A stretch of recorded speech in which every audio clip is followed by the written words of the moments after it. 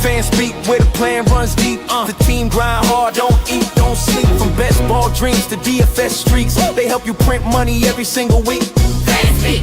No cap, no gimmicks, we breaking limits. NFL bets, yeah, we live this business. Degen Steve, that OG vision. Draft room killers on a lifelong mission. More stress to the Sunday spread. Fanspeak's that voice that's inside your head. Best ball, DFS, NFL bets. They built it brick by brick, no regrets. Fanspeak team, printing money since day one. Fanspeak, forever. Welcome back. Another episode of Talking Ball Steve-O Speak. And yeah, we have a lot to talk about today. Combine is over. We are on to cuts, trades. Franchise deadline is, I believe, tomorrow. A lot to talk about here. And, you know, we should start with the big moves. And that's why I have Over the Cap up. You know, they, I think, are the best cap source out there. Houston Texans make a couple big moves today. First, trading away Titus Howard to the Browns, and we'll get to that side of it in a second. Their starting right tackle, or one of their starting tackles, not sure where the Browns will play him, for a 5th round pick. And then they make a bigger move, trading for David Montgomery, giving the Lions a 4th, Drew Scruggs, who was former 2nd round pick, and a future 7th round pick. So that's a pretty significant return for David Montgomery, who seemed like he was probably going to get traded. From the Lions' perspective, that's a pretty solid return. 2 day 3 picks, including a 4th rounder, and a former 2nd rounder in Drew Scruggs, who, you know, no longer was starting in Houston, but could be a relatively cheap backup for Detroit. Doubt he'll push for a starting role, but just gives him some depth. Also, is a shakeup for Houston. You know, Scruggs was not a starter last year. He did play a solid amount due to injury and such, but you know, kind of like their swing interior player who was on a cheap contract, and then of course losing Titus Howard, who played every game for them, including the playoffs, over 1,100 snaps. So while his play was questionable, it is quite the shakeup for the Texans. And I do want to bring up for the Texans their cap situation. They are currently over the cap. So far, over the cap hasn't updated. They've updated the David Montgomery. They've updated the Titus Howard moves. They have not updated the Drew Scruggs, but it only lowered by like low over 1 million. So they need to do some work. I expect we're kind of getting to see what the Cowboys did with over the weekend with some of their big contracts. I think Daniel Hunter, Nico, all these guys, you're going to see major restructures open up a lot of money because the Texans have to fix the offensive line. David Montgomery is unquestionably a big upgrade from what the Texans had a year ago, but you also need to fix the offensive line. Getting a better running game will help CJ Stroud, but it needs to go hand in hand with improvements along the O-line. So I expect that to be their focal point this offseason. You know, we know they have an elite defense. You know, they want to get Will Anderson an extension, but they don't need to fix much on defense. I think this is their big move for weapons. Likely they're going to go with all these young receivers behind Nico Collins and Dalton Schultz at tight end. Seems like the most likely outcome. And I expect a lot of their picks and, you know, what money they free up to go towards fixing the O-line and then a few other tweaks here and there. So I wanted to start with that. The other side of this, I think, comes with the Cleveland Browns. We talked about it. The Browns have essentially zero cap space, and it's even going to be less when we get the restructure of this contract. Titus Howard, right now, it's not, the details aren't in yet. So it shows that he's counting for 18 million. It's probably going to be significantly less than that, but it's going to be a handful of million. And as we see, the team is 17 million over the cap space. Let's say that goes down to 6 million, 7 million. They're still going to be over, and they also still need to find the rest of their offensive line. So Browns get one move down, though fairly a questionable move. I mean, Titus Howard feels fairly overpaid considering what he was providing. And so I just am still kind of treating the Browns as one of the most questionable offenses, with major unknown at quarterback, major unknown at weapons outside of Harold Fannin and Quinton Judkins, and then an offensive line that Titus Howard looks like the savior. That's not a great outlook for Cleveland.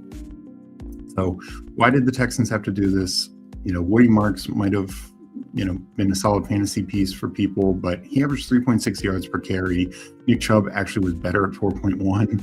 And we kind of know where Nick Chubb is in his career. So Woody Marks, I think, becomes much more of a satellite back, pass catching back. That's what he was in college. That was his best skill in college. Didn't fully get that role with the Texans, in part because they were just so desperate for running back production.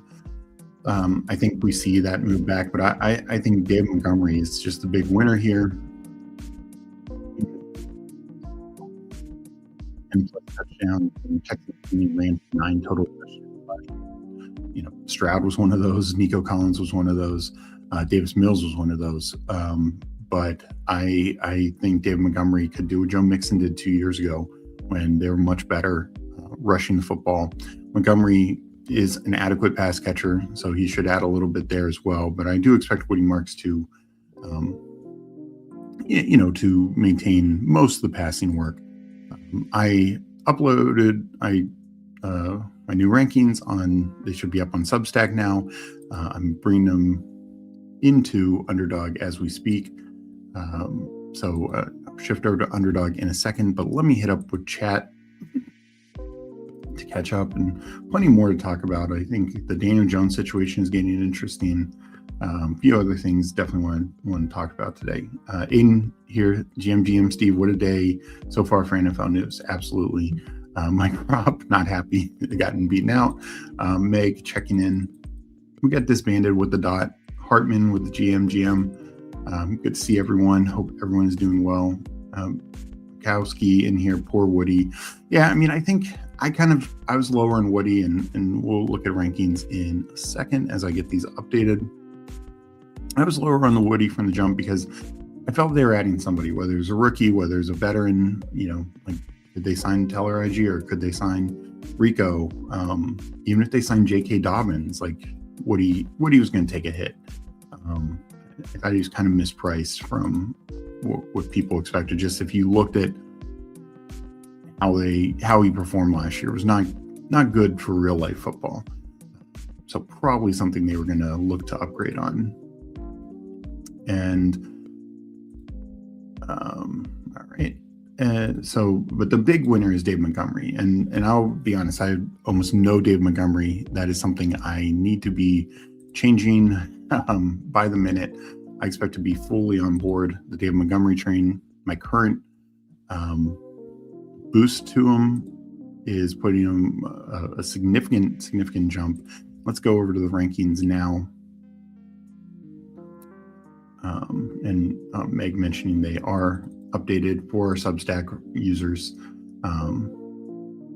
So you can get those rankings now there. So let me stop sharing over the cap and bring up Underdog. We will get into some drafts soon after that as we continue to talk all the free agency news. So I have Dave Montgomery. I put him. This doesn't show the current rank. We'll see when we get into a draft. I put him right behind Ramondre Stevenson among running backs, and I'm a little ahead of Ramondre from ADP. So, I have Henderson and Harvey above them. I actually wouldn't be surprised, next time we do an update, I move Monty ahead of them, kind of right next to Swift. That probably is where I'll end up. Definitely have him above Jalen Warren. I think that should be pretty clear now. I thought, that was a situation where he could have gone as well. And then Woody Marks, I was already lower on. I moved him down further and moved him below Sean Tucker. Well, I'm definitely ahead of the field on Sean Tucker, but I have him right next to these questionable backs. Also moved down both Giants running backs with all the persistent rumors of them looking to make a big splash at the running back position. Not only does Scatterbo take a hit, but Tracy could take a massive hit, particularly if this Kenneth Walker situation, because Scattergoo could be the Charbonnet, at least in that role. And sure, he takes a hit, but he's still very, very usable. But, Tyron Tracy would just be totally nuked at that point. So let's get into a big board, and then I'll get back into chat. I am going to be entering in, I'll count it down. I'll enter in 10 seconds, and in 10, 9, 8, 7, 6, 5, 4, 3, 2, 1, enter.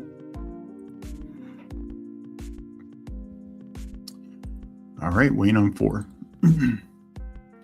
Hartman saying the Monty trade feels pretty good. Lions definitely need line depth for spot starts at guard center. Yeah, I think it's good. It saves them a little bit of money because Scruggs is cheaper than Monty. I think they could reinvest most or all that money into a veteran running back, but it's probably going to be somebody cheaper. Like, I would not be surprised to see Najee Harris end up there, Brian Robinson Jr., that kind of running back who, probably signs in what Rico and Javonte signed for a year ago, roughly about $3 million. J.K. Dobbins would be another one. If the Cardinals move on from James Conner, Drew Petzing coming over, James Conner would make a logical sense as well. So I think that is a very, very strong. Those are very strong options. Also, the Lions with the 4th round pick, they could look to just add a back in the 3rd, 4th round, like a bigger back, like a Jonah Coleman, a Katron Allen, somebody along those lines. And just get a really cheap piece, because the other news was talked about is, Gibbs is eligible for an extension. They're going to extend him. That's going to be a big contract, obviously, so they may want to save some money. So I thought the Lions did really well in the trade. I don't think this means Gibbs is going to have, Christian McCaffrey workload, but I do think, it's a positive for Gibbs. Probably whoever the Lions bring in is just a little lesser version of Monty.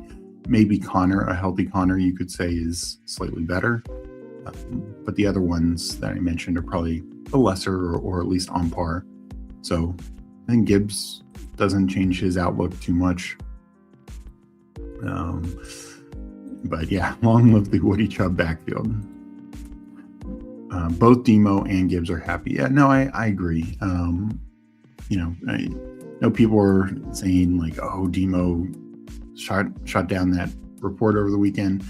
He did, but he might have been shooting down the part that he was just he was forcing to trade out. Like, he might have just said, look, play me or move me. That's not the same as forcing to trade out. We got J Lives checking in, GM.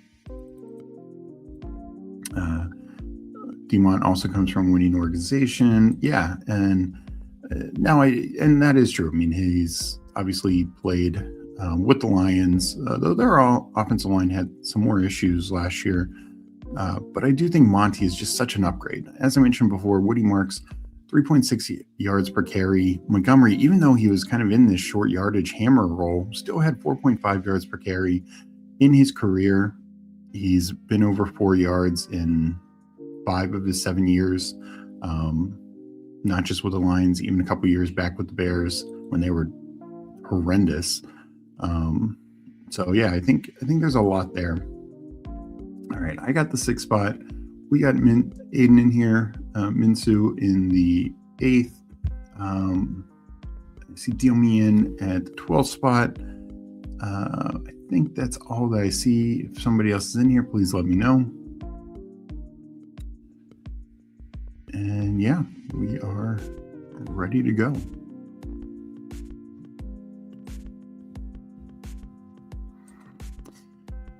Yeah, Brian Robinson and Najee were the first thoughts that I had, because I think they're both talented enough to fill that role and fill the bigger back, short yardage role. And they come at a discount. And this is so like Algier, I think would be, if they are willing to spend some money. Like Algier and Dowdle are probably looking at these $7 to $8 million a year averages, roughly what Monty was getting.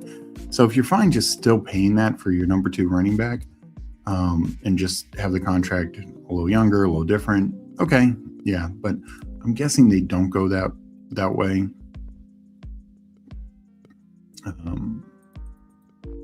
But could be wrong. I would imagine they look to save a little bit of money.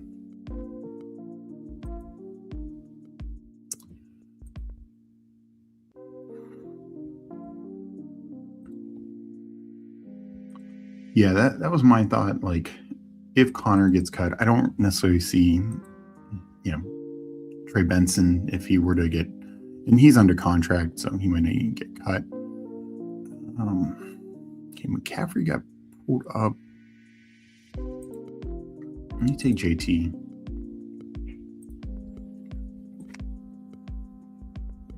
I definitely think Connor would make a lot of sense.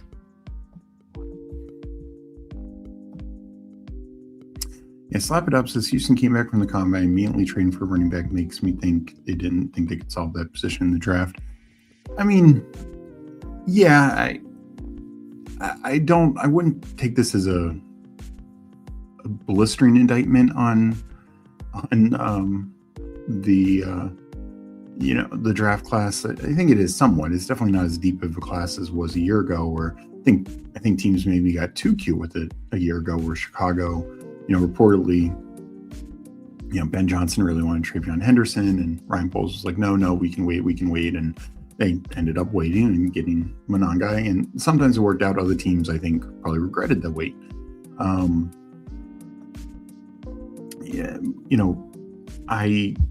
think it's partly that. It's definitely a thinner running back class, and you're probably only looking at yourself in certain pockets. And I think it's more that they're looking like, we need to solve this position. Like, they're going to clearly be cutting Joe Mixon probably today, tomorrow would be my guess. And they just know Woody Marks isn't it. And my guess is it's more of an indictment to, yes, they gave up before at the 7th and Juice Scruggs, but I'm sure they probably feel Monty is, better than the Brian Robinson Jr.'s, the Najee Harris's, maybe even feel he's better than the Algiers and Rico Dowdles. So, like I said, Rico and Algier will probably get a little bit more. Those first two, Naj, Brian Robinson, and, Kenneth Gainwell doesn't really probably fit what they're looking for. Like, other backs will get less. And so they probably said, Monty is the right price for us. It's going to cost us $6 million. It allows us to, secure this position. We don't have to wait for the draft, because there's only a handful of guys that are going to even make sense. So if you miss out on them, then you could get real thin. So yeah, I think they wanted to get it done. They wanted to, kind of take a stand and not mess around in the free agent market, where the contracts might be a little pricier than they want for a guy like, Monty versus Algier. I mean, Algier's younger, but Monty's, I think, outperformed him, and it is a more complete back. And so, are you going to pay Algier $7.5 million or take the shot for Monty for $6 million? It's probably what it came down to for the Texans. So I'd say it's a slight indictment of the rookie class, but more probably also like talked to some what the market was for running backs and felt like this just made the most sense for them. We got Hulk Smashed Potatoes in here checking in. Hope you're doing well. Jamie checking in. I'm coming up to my third pick.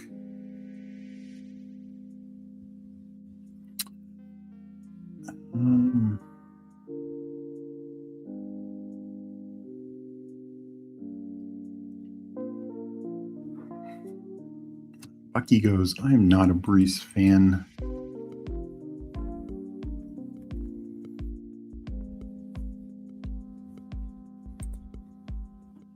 I'll pull up T. Higgins. I do need to get more Josh Allen, but let me take T. Higgins, guy I really like.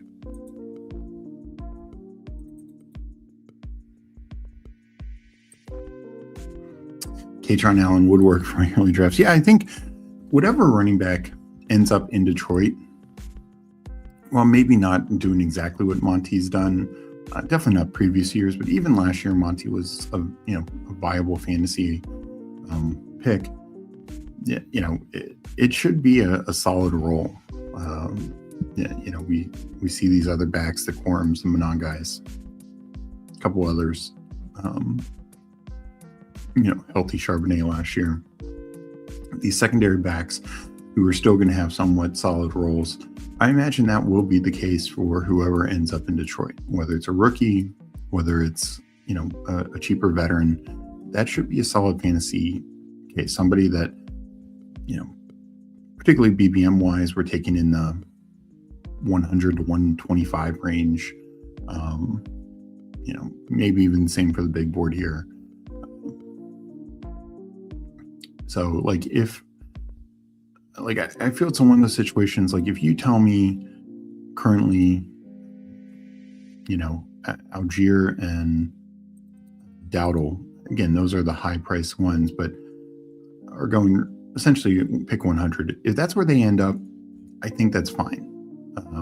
I don't think they have a massive ceiling, but I think they're going to have a solid high floor there.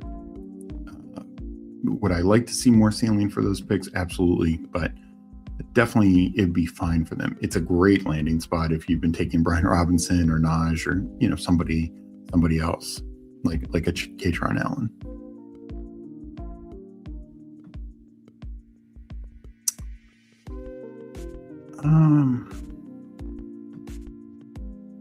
Let's keep this going.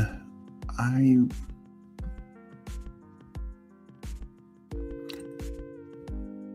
take a piece of Detroit, JMO. We'll go anchor running back, 3 wide receivers. And the good news for this is it does mean we now know another starting running back. I think that deepens the running back pool. So yes, he's going to get pulled up. David Monty is going to get pulled up. You had tremendous closing line value if you were taking him a lot. I think Legion 13 Paul mentioned in our Discord he had like 14% Monty. Very jealous of that. But it just deepens the running back pool is the way I look at it.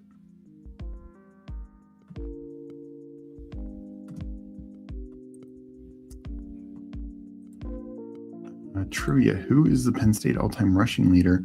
Oh, that's tough. I'm pretty sure touchdown-wise is Nicholas Singleton. I think he beat Saquon's record. I want to say rushing, does Katron have him or Saquon? I don't think it's somebody like way back like Curtis Enos or, someone like that. I mean, let me make this pick.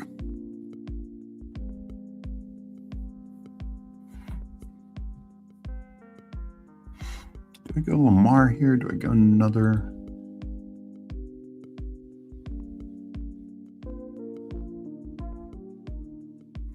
I think I'll go Mike Evans.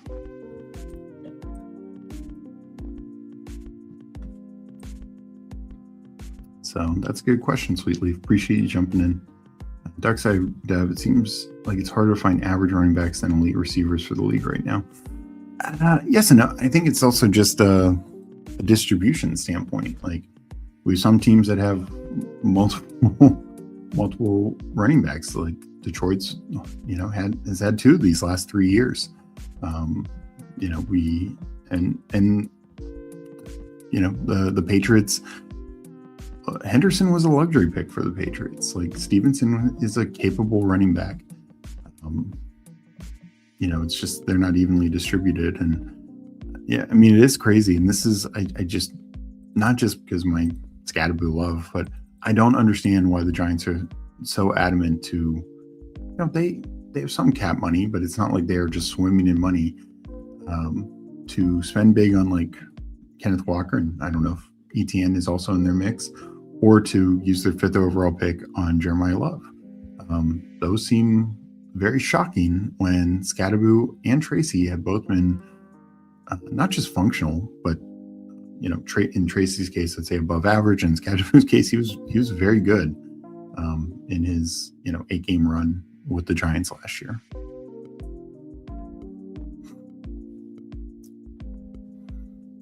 So yeah,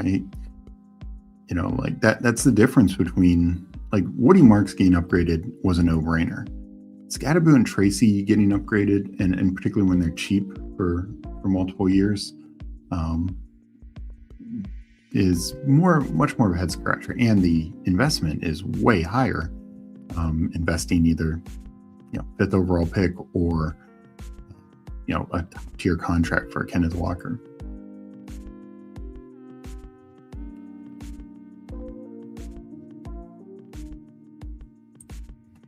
So let's take a share of David Montgomery here. I think him and Stevenson are very, very close right now. I have a good chunk of Stevenson, so I would have been happy as Stevenson is my second back in this build, sure. But Monty, absolutely. Not even going to wait for the pull up, and I would not be surprised if my rankings next week have Monty more in the 50s. I think that is kind of the upside that we see. Aiden saying really unique draft to start. Wow. Yeah. I'm going to go to the board here. We saw deal me in, flip the board, bring up Kenneth Walker. We see Bowers fall to the turn. Don't always see that. I think that's right. I think Bowers is more of a third round pick. A few other surprising things here or there. Just McCaffrey going fourth overall. I get it, but to me, he's much more seventh, eighth. So Scatterboo starting to fall some, which I think is the right call. Just reacting to this news. I'm not going to be totally out because a lot of this could just be smokescreen. It is more than just Jordan Ron announcing it. So there's maybe a little something there to be worried about. Let's take Ramondre. Let's even this team out a bit. I like Ricky Pearsall. I like Pierce, but I feel this team is pretty solid now. So the Colts news, I think, is very. I want to pivot that for a little bit. I heard Adam Schefter on Pat McAfee this morning saying that he thinks it's 50-50 the Colts get the deal done with Daniel Jones before the deadline. If they don't, they probably don't go the franchise tag, because since he's a previous recipient, it would be it would be even more. So it's they could go the transition tag route. That gives him the right of first refusal. Problem is, even coming off the injuries, he's going to have a market. Vikings obviously know him from his brief time there, and even other teams like the Cardinals. If you're the Cardinals and you have the third overall pick and no shot of getting Fernando Mendoza, you could very well consider making a big offer. And it's not like the Colts are flush with cap room. Like when I talked about the Jets, doing the transition tag for Breece Hall, that to me feels like locks him in to New York, because they can match any offer they want. Like, it would have to be an extreme offer somebody makes for the Jets not to match. Well, A, that doesn't happen for running backs, and B, they have a ton of cap room and can match anything they want. With the quarterbacks, crazy offers happen, and Colts, if you front load the deal in the first 2 years, you could really make it tough for the Colts staff to match that. Mike Robb checking in saying lots of watchers, not enough likes. Let's get those up, people. Appreciate that. Yes, please. We appreciate you, of course, watching the episode, subscribing, commenting, but please like this episode as well. Really helps us out. Coming back to 91. Ooh, there's some interesting things happening in this draft. Quarterbacks are flying.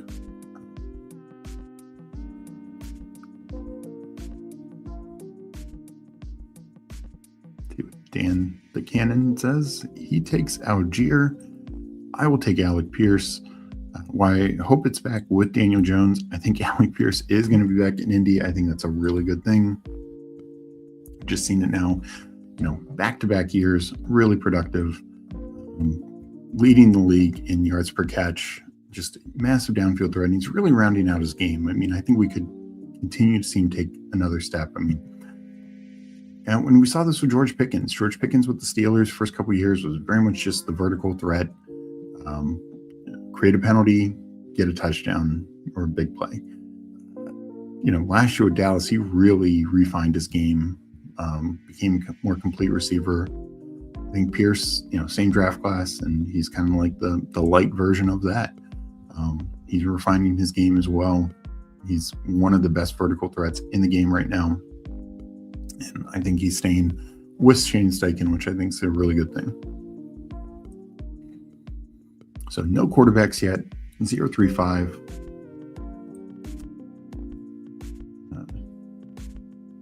I like my receiver room, really like my running back start.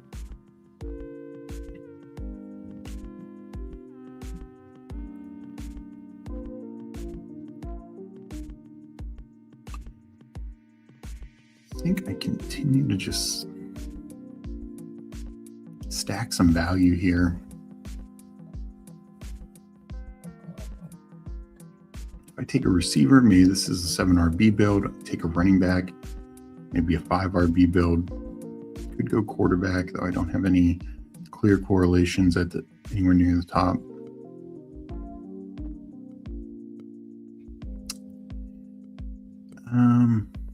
I do think running back just thins out too much. Let me take Rico. He should get a good landing spot. Like I said, if worst case is he's back with the Lions, I think that's fine. Hopefully it's much better than that. 0% Woody Marks feels good. Yeah, I'm at that. I just wish I was much higher in David Montgomery. Katron Allen would be he was the leader, 4,100 yards. So, yeah, I'm pretty sure Singleton has the touchdown record. But nice that, they were just such a tremendous 1-2 punch. If the Giants do go after a running back, that would really open things up for these late round running backs. I do. I wouldn't be surprised if one of then Scadaboo or Tracy is traded. It would just, the thing is, you're just not going to return the value. Like maybe Scadaboo, you could get a 4th rounder out of somebody. Monty just went for that, and Scadaboo showed. Unfortunately with the health, there's a question mark. But Scadaboo's younger, cheaper, and played at a very high level before he got hurt. So you might be able to get like a solid return out of Scadaboo. Tracy, I think, is less likely. He's 2 years removed. Just has 2 years left on his rookie deal. B, his play has been just more like average-ish, above average, and also just not consistent. For a former 5th round pick, he's done very well. And in fact, I'd say he's doing much better than Woody Marks. But it is, let's see what I get here. I think we're going to go quarterback.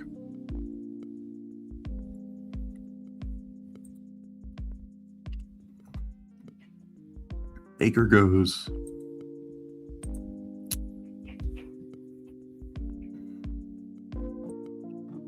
We'll take Jordan Love as my number 1.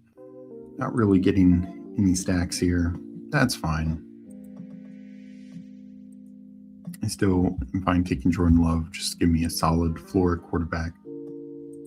I only have 1 Marks team, but I don't think it sends him to 0. He should still have some kind of role. Yeah, I don't think it sends him to 0. And if his ADP starts putting him in the 140s, 150s with other like the other backup running backs, I'll take him. I don't think there's anything wrong. I don't think he should go in this 120, 130 range. He just went.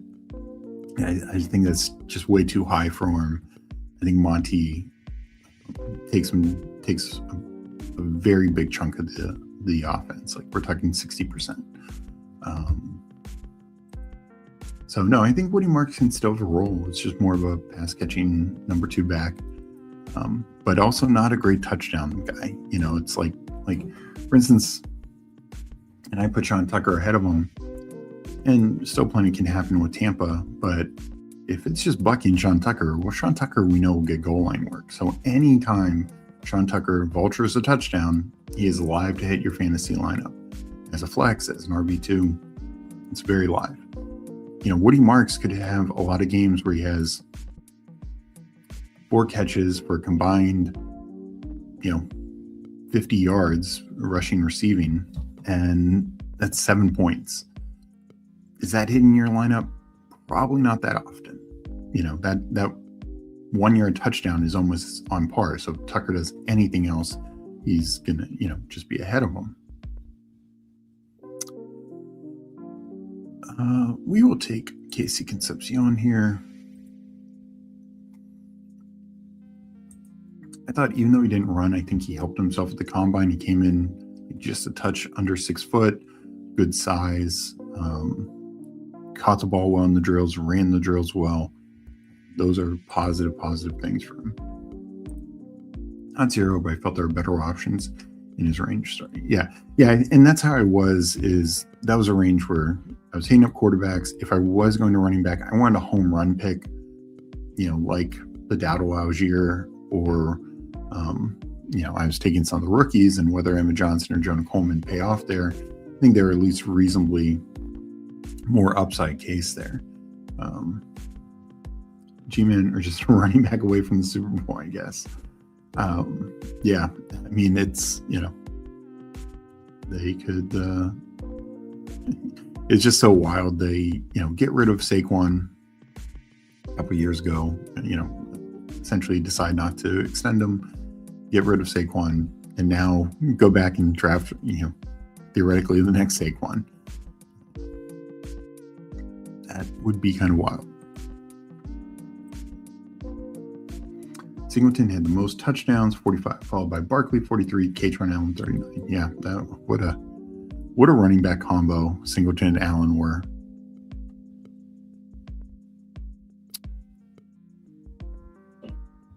So again, I moved Tracy down to 153. That's kind of where I think Woody Marks needs to go in that range. I think I don't want to be done at.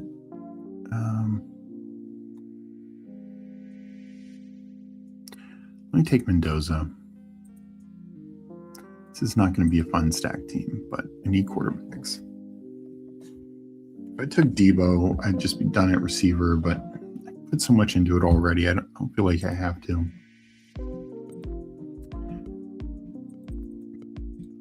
Hope the Giants don't draft Love. Would mess up my Casey dreams of a Priest home season for Love. Yeah. Kansas City, I'm not sure if he's going to fall to 9 anymore. We got Ryan checking in. Sorry, Steve, listening, walking the dogs, but always great information. I appreciate that, Ryan. What is this news with Giants and Walker? I'm trying to remember what Giants, I think it was a Giants beat reporter. There were persistent rumors over the combine that the Giants are big fans of Jeremiah Love, want to make a splash at running back, want to make a splash in their offense, and that was just vaguely out there.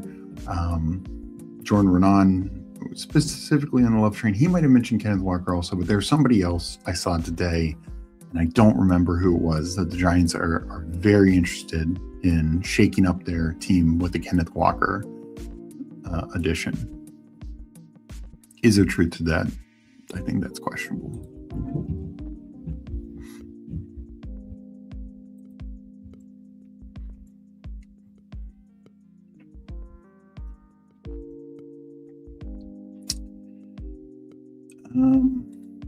You know what? I know he might not end up being back with the Colts, but let me take Daniel Jones. I have Taylor. I have Pierce. We'll be done at quarterback now. Let's go to the board.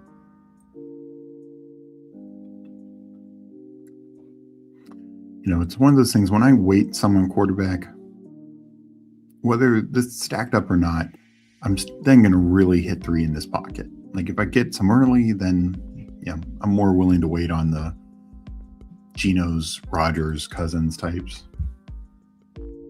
So just back to this Giants and Walker, I personally would still be surprised, not just, again, because they have backs, but they also don't have a ton of money.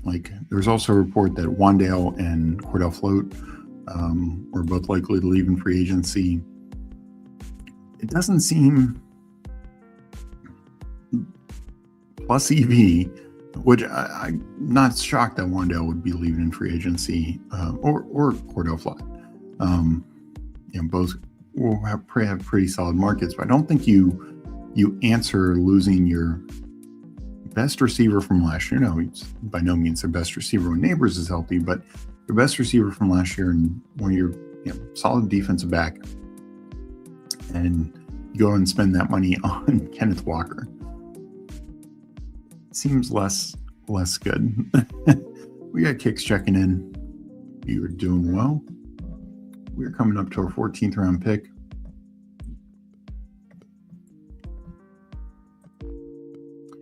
Definitely feel free to shout out if you see any other news coming through the timeline. I'm trying to go back and forth to Twitter a little bit to check in. And it's, hit or miss. We are on the clock. Cam Ward. Oh, I don't need Cam Ward. My bad. Let's take our first tight end, Hunter Henry.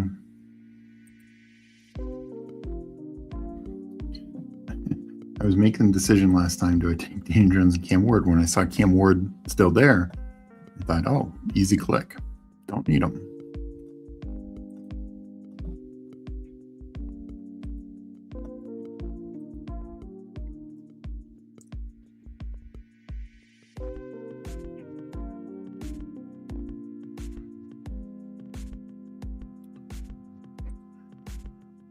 All right, let's see. I definitely need more running back help. Got my first tight end. As I mentioned before, I did update my rankings. A lot of little tweaks, definitely some changes with the rookies. Did move Emma Johnson down to about 130, moved Mike Washington up into the top 150. But even if Mike Washington starts really flipping Emma Johnson, I don't know if I can get up there personally. I don't think it's a lock Mike Washington goes ahead of Emma Johnson in the draft. Speaking of Katron and Allen, let's take the shot here. Maybe he's a Detroit Lion.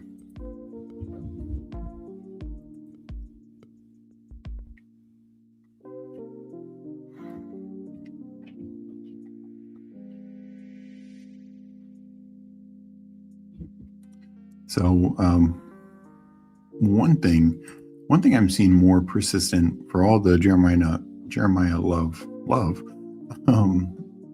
a lot of connections to the Cardinals.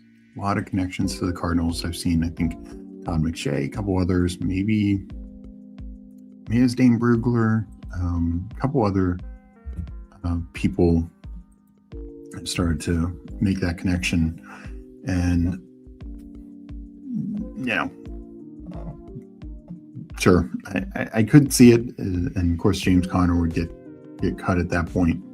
I do think the Cardinals, they're either going to commit to another year of James Conner or make an investment at the running back position. I thought they were one of the top options for Breece Hall if he became available.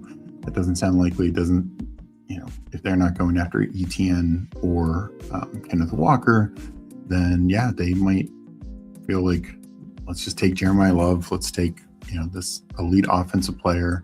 We'll figure out a quarterback next year, or more likely Malik Willis. So that's intriguing, at least. So 3561, like Badal.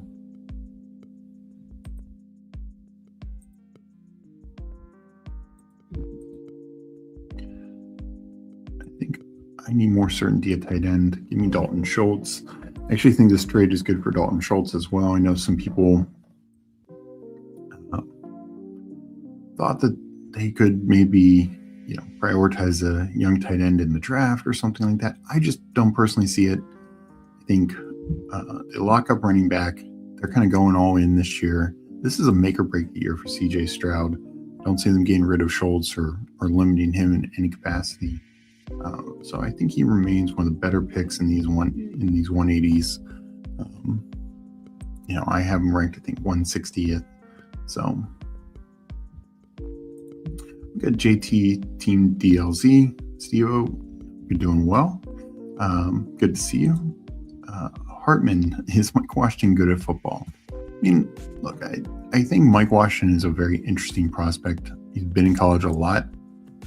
3 years at Buffalo, year at New Mexico State. Had his best year in the SEC. That's good and bad. It's promising you had a good year in the SEC. It wasn't a great year. Let's not go out and pretend that this was some like elite rushing year in the SEC. Let's make this pick.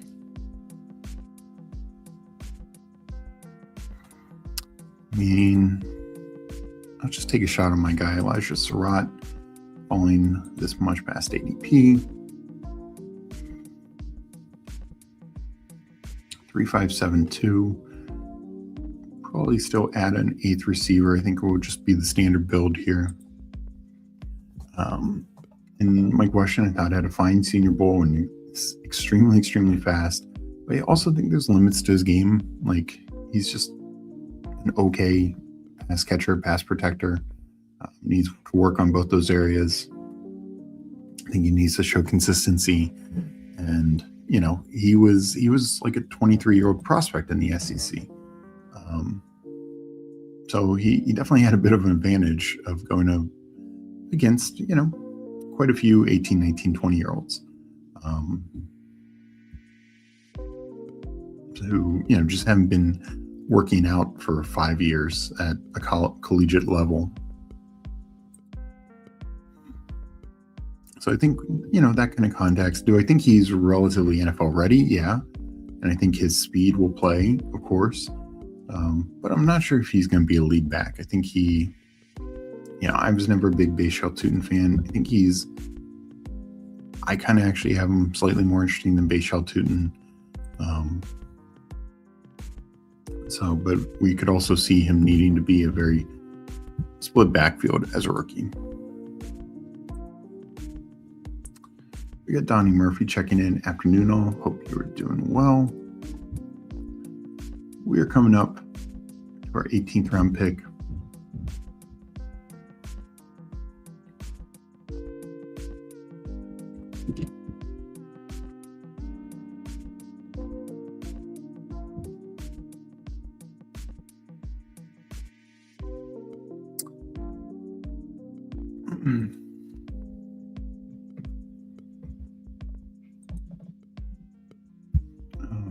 What do we got here? I like the wide receiver. I'm going to take Najee. I'm going to hunt for this Lions number 2 running back. Katron, Najee. Rico Dowdle. I took 3 shots at it. So done at quarterback, done at running back. Just looking at 1-1 from here on out.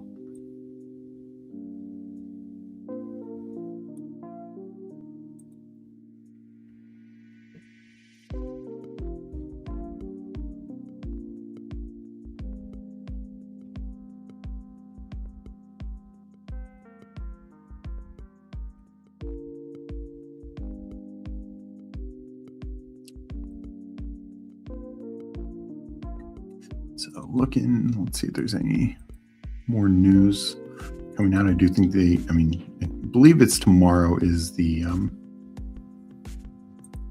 decision for a transition franchise tag. So that will be a big one. Obviously, we got some already locked in.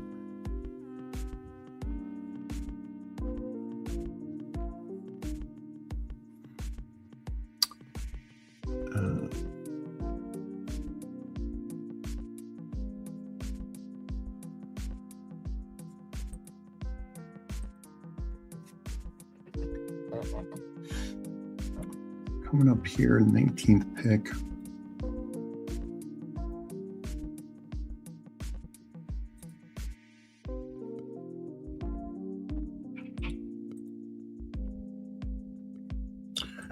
Take Ryan Flournoy here. I want to get more of him. I think that is a a solid pick for, yes, he's kind of capped as the third receiver. It's kind of like Tesla, same sort of deal, except you're getting him a couple rounds later. Not really going to push for wide receiver 2 role. Tesla's maybe a little better touchdown upside, but kind of same bet here. A team that's going to throw the ball a lot, being a lot 3 wide receiver sets, we presume, at the very least. And yeah, so I liked a little bit of a discount for one of the best passing offenses.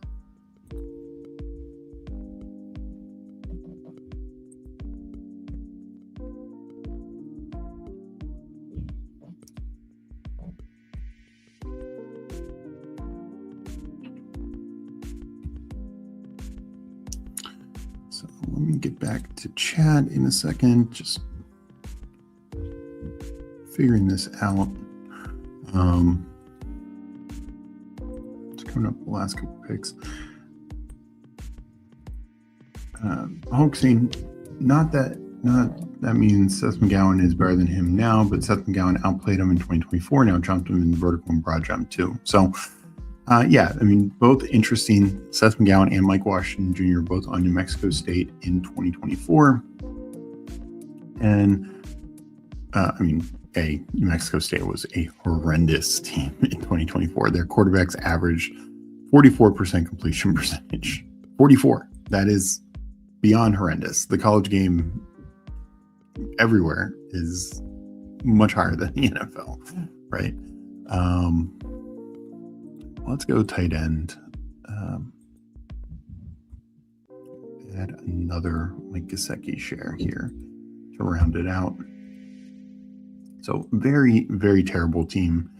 So what I'll say is, if you look at the stats, Seth McGowan had 152 carries, 823 yards, 5.4 yards per carry, 3 touchdowns, and then caught the ball 23 times, 233 yards, 3 touchdowns. Mike Washington, they gave this guy's really split backfield. 157 carries, 725 yards, 4.6 yards per carry, 8 touchdowns, only 9 catches, 74 yards, 1 touchdown. In terms of scrimmage plays, Seth McGowan had 175, Mike Washington had 166. I know there's some gaps there. Obviously, McGowan more of a pass catcher. And like I said, that is an area Washington needs to work on. McGowan had a better yards per carry, but of course, Mike Washington was more the touchdown hammer, so that sometimes limits your yards per carry. I thought they were both fine. I watched a little bit of the Mexico State game. I thought you saw Mike Washington's speed show up more and just burst. And the other thing is McGowan's like 2 years older, so I'm kind of out on Seth McGowan as a prospect. He did do well at the combine, but he comes with some serious baggage and is significantly older. And then, when they go to the SEC, McGowan performs okay, but I actually thought Mike Washington was significantly better. There were different schools now, Arkansas versus Kentucky, but I thought Mike Washington was significantly better this past year.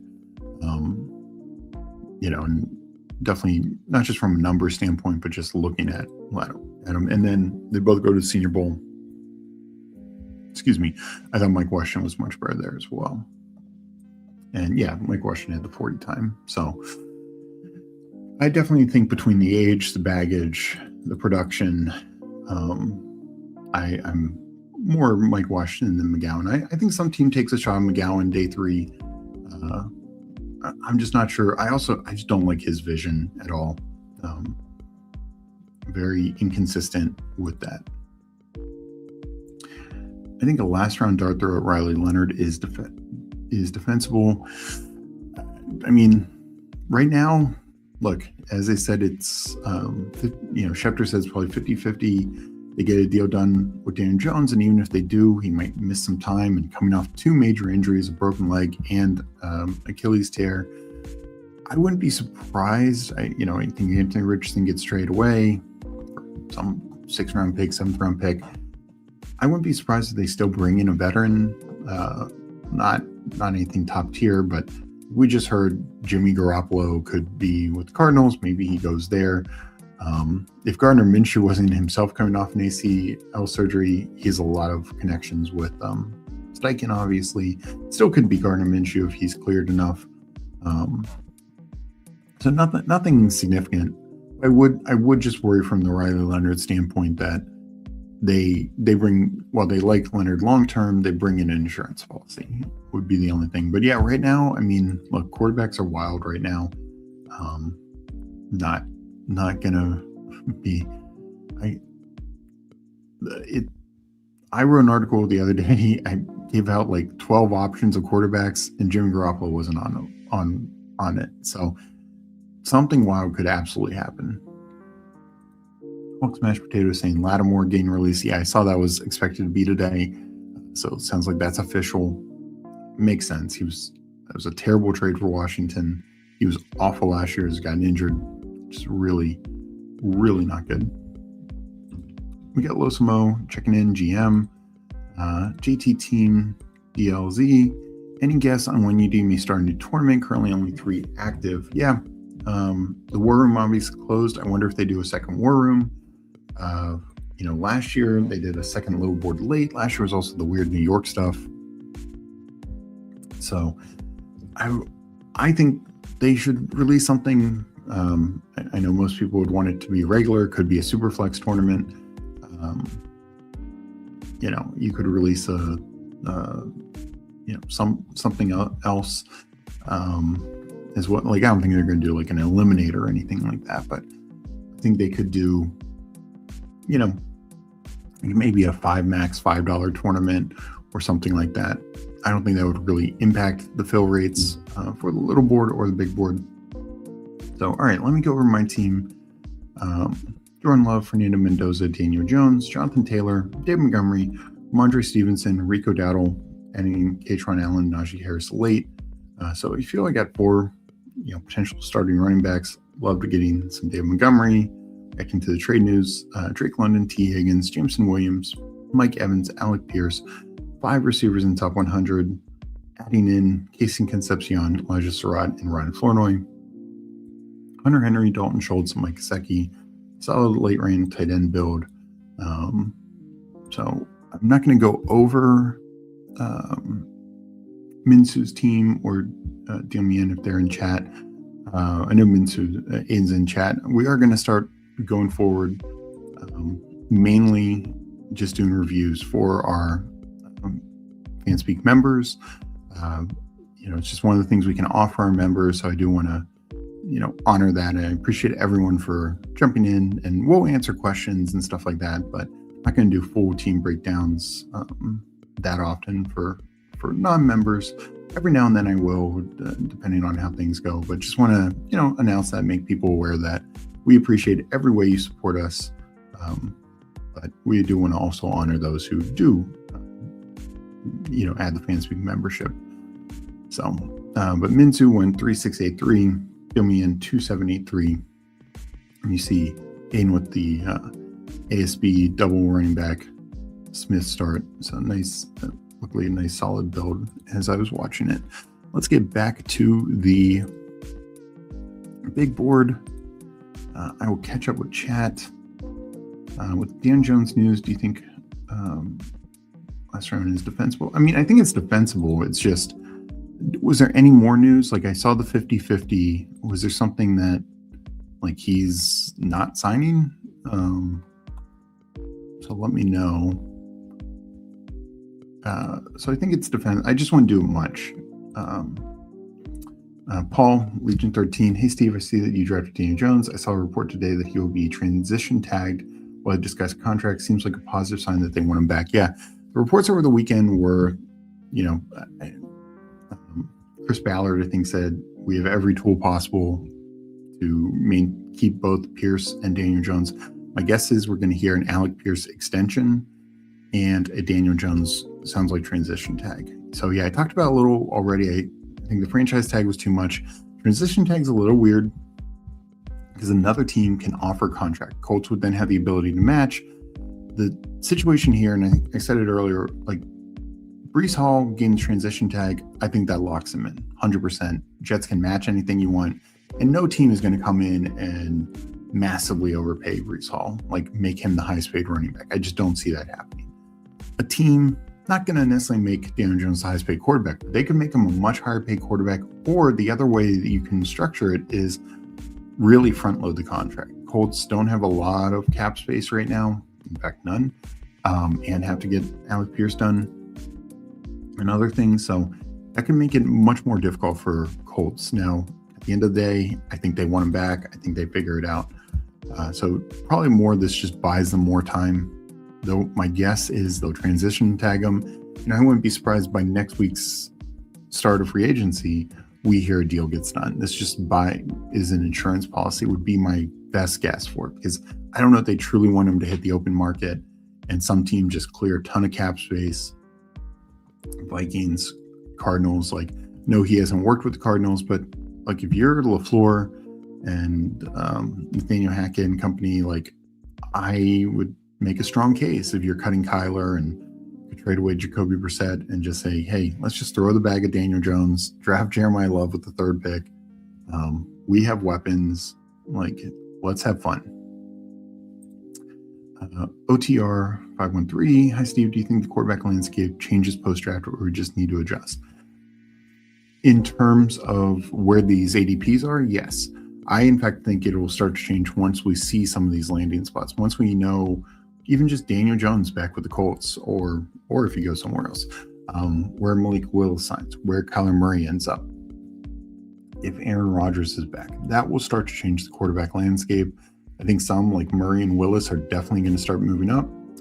Could push down, like a Shuck a little bit. Could push down Mendoza slightly. I just did a members only video from Mendoza. He's currently going as quarterback 22. I think that's fair. His probably upside is like quarterback 15-ish. Downside, what we saw with Cam Ward. So I think that's like the 75 percentile.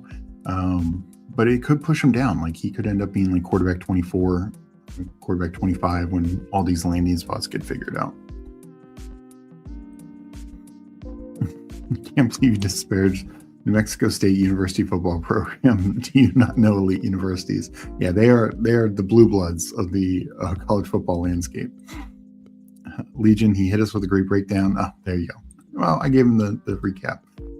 Fantasy Dog Pound checking in. 'Tis the season. Absolutely. Hope you're doing well. I had 46% Mike Washington because I was drafting late running backs. People seem to like him a few weeks ago. Already so wild that now everyone like I knew weeks ago, I know nothing. Yeah, I wish I had had more. I have a couple shares, but not near enough. I'll still take a couple. I'm fine. I'll wait to see where his landing spot is, where his ADP settles. My guess is most of my Mike Washington exposure comes post-draft. Exactly. 25% DMont for me. Wow, that is good. 25% DMont feels really good. Because Mike Washington's still a wild card. Like even if he goes second or third round, second round seems extreme to me. But second round meant nothing, to Travion Henderson and RJ Harvey. Not that they didn't have fantasy value, but and if you got him in the 200s, tremendous. But it was no guarantee. Steve ran over 10,000 simulations and none of them had Jimmy G starting. That would be wild. Drop rookie sophomores with a 1 quarterback limit. Yeah, and I'm hopeful they do rookie sophomores again. I think post-draft does make more sense. It is going to be very thin at starting quarterback because, really it should just be Mendoza from this class. And so from the sophomore class, you do, they're 4-man drafts for those who know. It's Ward. You'd have Ward, Chuck, and Dart. And then Shador as like the best case 5th quarterback. Appreciate this Fantasy Dog Pound. Yes, we are getting close to 1K. Really appreciate that. We're going to do a 24-hour live stream post-draft. Megan and I were actually talking about it a little last night, how we want to do it. So we're getting excited for that. Steve is waiting for his olds draft. Call it old caliber. Only have 30 plus age players drafted. So, it's definitely not as good as if they re-signed him. There are outcomes where somebody swoops in 100%. I'm still treating it. I would say it's a trend. I think it's still probably like very high odds he's back, but until it's a full long-term deal, anything can happen. Got Pepper Tony checking in. Sup pups, hope you're doing well. Let's get into another draft.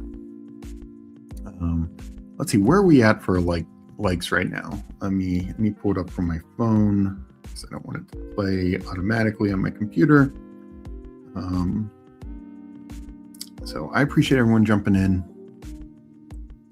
It says we have a lot watching. We are at 29-ish likes. I'll tell you what, I'm going to do another draft here. If we can get to 40 likes, I will do a third draft. So let me rip this one. I'm going to do a little board though now. And if we can get to 40 likes, I will do a third draft. Let's get it going. I'm going to count this down. Little board, $3 draft. Want to get some. I've done most of mine. A lot of those are slow, so they're going on right now. But let's get it going. I'm going to count it down. And in 10, 9, 8, 7, 6, 5, 4, 3, 2, 1, enter. So post combine, let's get a little board going. Wait on 10. Unless this starts filling, I might have to pivot back to the big board. I'm already maxed out on UD, dead serious. Hey, JT, I know Legion is same way, so I know some other people are kind of right there. Early drafting pendulum, I got 33 shares of Mike Washington shares and an average ADP of 213. Pay no attention to my 0 shares of Sadiq and 2 shares of Stowers. Yeah, Stowers still might be okay. He'd look good, but still probably a second rounder. Landing spots can be so key there. But we're only at 9. Little board is just not filling near as well. This doesn't fill in the next minute. I will pivot back to the big board.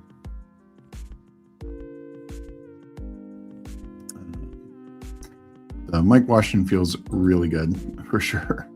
And pivot back. I think I will be doing that.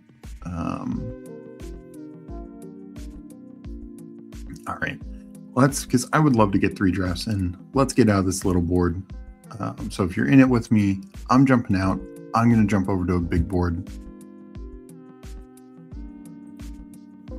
All right, I'm going to count this down. You're in 10, 9, 8, 7, 6, 5, 4, 3, 2, 1, enter. Okay, this is waiting on 9. All right, let's fill this up. All the sickos already maxed the big board. Well, now I feel like I'm being called out that I'm not a sicko. I want to be a sicko. And Hulk agreeing with that as he maxed the little board. So let's fill up this big board and let's get some likes. I want to do a third draft. I want to have fun. Keep talking. Let's see if we can get some more free agent news coming in.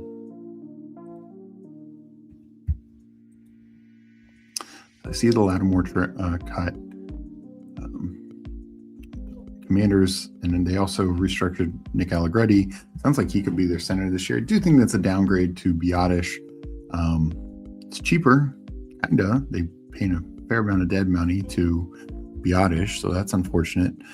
But Commanders have a ton of cap room, so they are a team, I think, much more likely to make a Kenneth Walker splash or Travis Etienne splash. I'm not saying they will, but they have a lot of money. They have need.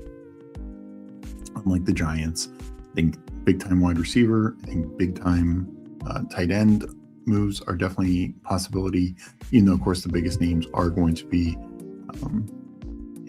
franchised or re-signed on their teams. And they need to make some serious moves on defense. So expect them to spend that money quickly. This is also a bit of a pivotal year for Dane Quinn and Jaden Daniels. First year was great. Last year, everything went wrong, and now Dan Quinn, replaced both coordinators. He and Adam Peters have a bit of a hot seat. Peters has made some very questionable moves, including this Marcus Lattimore trade, give up a lot of picks.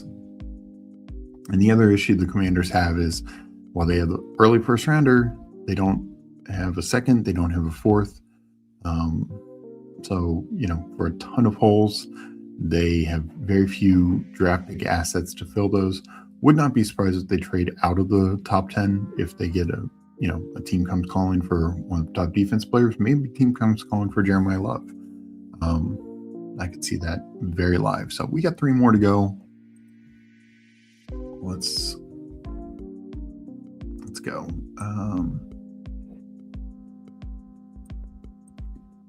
Aiden saying maxed out a little board. First week of the board's drafted. In with Steve though. Let's go. Yeah. So I'm back in the big board. JT Green, Aiden should have capped it at 50 or some 20 is nothing for us Degens. Yeah, last year was 50, which is the shock that they pivoted down to 20 this year. WFN Warehouse, 9% Woody, 1% Monty. Doesn't feel great. Also, wish I snagged a couple of Bryce Lance shares. Yeah, Lance is somebody I didn't really move up in my thing. He is on my 23 round watch list. Still am wary of a smaller school guy making an impact as a rookie. He was an absolute freak at the combine, though. So I will take a couple of 20th round shares for sure. TD Mr. Mufasa checking in. GM. Hartman saying, "How do you feel about Sutton?" I'm high on Sutton. I don't get the down case on Sutton. He is going as, where is he? Quarterback 32. Quarterback 32. This is a guy who the last 3 years, 182 points, 190, essentially 200, and 160-ish. And he missed a game or two that year. Touchdowns 7 to 10. And because of the game or two, he was a little below 1,000. But I think he finished this year as wide receiver 15. Since we have a second here, I will check that out. So in total points, he was wide receiver 11. I think is a little lower, obviously, in points per game. Usually I take out anyone who only had 5 games or less because, sample size is important. So 11th in total points, and that does include week 18, which can get a little wonky, of course. So let's look at total points. He was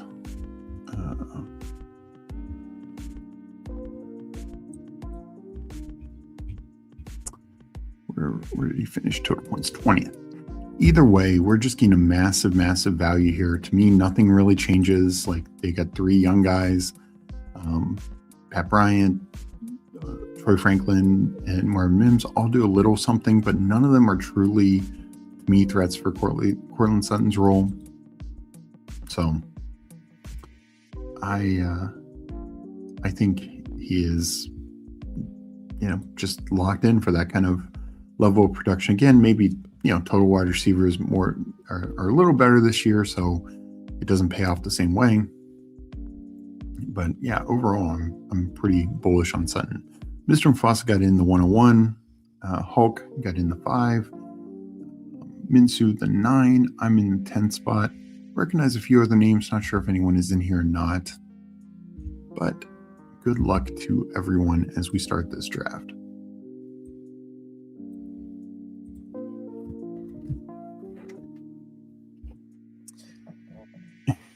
Oh, wow. Scorching hot news. Stephon Diggs appeared in GQ today. I love the second line of the article. I used to get in trouble a lot. The Patriots wide receiver tells GQ. That's a quote. I don't know how Brandon Beane wasn't fired. He let Diggs go, drafted Cam Coleman, and moved down to KC alone to draft Worthy. Yeah, his receiver decision making, I would say, is questionable. So hopefully they get the message and go big this year. There are some rumors about that at the combine. We'll see. Damon Claiborne, a dog. We got Eric Van Steel. Good to see you. Thanks for checking in. Yeah, he's very fast. I think he's a fun, 18th, 19th, 20th round click. Probably more, maybe sneaks in the third round. I think probably more a fourth rounder, more of a satellite back, but could have a role as a rookie. As B goes, let's just take James Cook. Speaking of the Bills, yeah, 285, 250, 210. Sign me up for any of those. Hopefully not the 210, but if that's the worst case scenario, not dead. On spring break for college, and nothing better than drafting at 2 on a Monday. Love it, Aiden. Oh, Douglas, I'm in the 6th spot. Short drag 411. Well, thank you for joining, and good luck as well. Only team I managed to draft Drake London out of 71 drafts. I somehow all have Bijan. Love London, so it's odd for me. London's in a tough spot. I think he's falling some, which is good. I will take Justin Jefferson here. He rarely comes back here, and the consistent report out of the combine was, generally speaking, the Vikings are going to make a big move at quarterback. So that is positive news for Justin Jefferson. Early round 2 has some great picks. Yeah, I think London at that turn range, it feels really good. In fact, I like him slightly better than Neighbors. I mean, I have him back to back, but I think London feels a little bit better than Neighbors, just with the Neighbors coming off serious injury, a lot of uncertainty there. We got Off the Schneid in here. What up, Steve? Doing well, Cody. In case you missed it, I was on Cody's channel yesterday, Off the Schneid on YouTube. We talked 2 hours and 20 minutes on just the combine. We didn't even do a draft. We just nonstop combine talk. So really good conversation, a lot of fun. Highly recommend everyone check that out.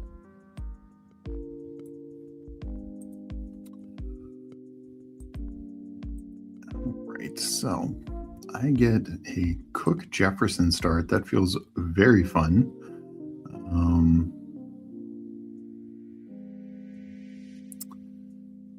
So yeah, Hulk takes London at 20. That's kind of where I want London. I don't mind pulling Nico up above him. I think these 4 receivers are all kind of lumped together. I think Jefferson, if we are assuming quarterback is being added in Minnesota, which is a fair assumption, I think these next 4 receivers, you could make a case that any of them makes sense next. Nico, Pickens, who is going to be back with Dallas, London, and Neighbors.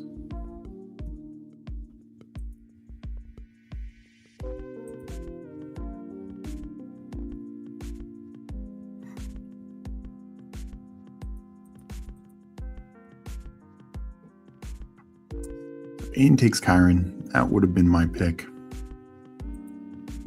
We'll go elite quarterback here. Grab Josh Allen, slightly past ADP. I mean, the points are. This is part of the issue. He's still quarterback 1, but the points are down, and just shows like quarterback scoring is down. So that's worth noting. I still think he's the most likely outcome to be QB1. Are there others who could do it? Absolutely. But Allen is definitely the safest. So I don't want to be too behind the field on Allen. Eric asking, any hope for Jonathan Brooks? Feels like the only potential league winner in that range. Yeah, I mean, he might be, a potential league winner in that range if he does get the starting role. I don't know. There's a lot of hope, to be honest. I'm very hesitant on him. Coming off 2 ACL surgeries, I think it was smart they gave him the full year last year to recover. Boy, that is tough. It's tough to rely. I could see him part of the rotation, but I question whether he can be like a feature back, a lead back. We'll just have to see. He's somebody that I'm not really taking right now.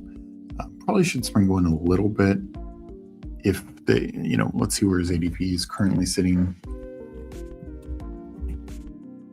So, 162, I'm considerably lower on him just because I want more than like one report on him. But RB 50, reasonable enough. It's just, I don't think there's a lot of league winners in this area. So I would agree with that statement. These guys are very unlikely. At most are number 2 backs. I think that's probably the most likely outcome for Brooks, but there's at least a sliver of a path for him to the number 1, where other guys in this range just don't really have that. Mike Washington's going to start to totally flip him. I ranked him 144 off the combine. So, he's somebody in the right build I would mix in, but I just wouldn't want to rely on him too much, just given that injury history. Probably most likely he just kind of pays off that value. Is a solid number 2 back, mixes in, has a couple usable weeks, maybe one big spike week because he's got some explosive play. But I guess I'm not really expecting him to have like a full role. I'm taking Kyren as early at the start of round 3, low when I get him most of the time. It's natural to expect regression from Adams' 1-yard touchdown as well. Yeah, I'm not going to be one to bet against Devontae Adams, but no, Stafford had 46 touchdowns. If he has 40, if he has 35, those are reasonable outcomes. Could lead to a couple more on the ground. And Kyren would have paid off his ADP last year. Paid off, and honestly, from points per game standpoint, any of these last 3 years. So I think he's just one of these guys. He's kind of like the Amon-Ra St. Brown, just a couple rounds later. But it's like, we know who he is. We know what he does. Let's not fight it, and let's lean into it. I'm gonna take DeAndre Swift here. Have a lot of them. I'll keep taking a lot of them. I love that. But no, I'm bullish on Kyren. I think Corum, we saw it in the playoffs also. Like, they just went right back to Kyren. Corum is fine. He is like kind of what Monty would have been in Detroit, kind of what Monangai is, maybe a slightly lesser version of that, just because Kyren clearly is more of the red zone role, I believe. That was pretty clear last year. Aiden saying, get the stream up to 40 likes. We need draft number 3. Appreciate it, Aiden.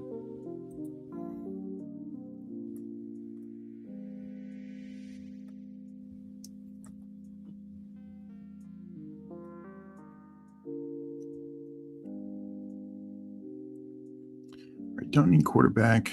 2 and 2. Definitely in a receiver range, but don't think I'll take Warren.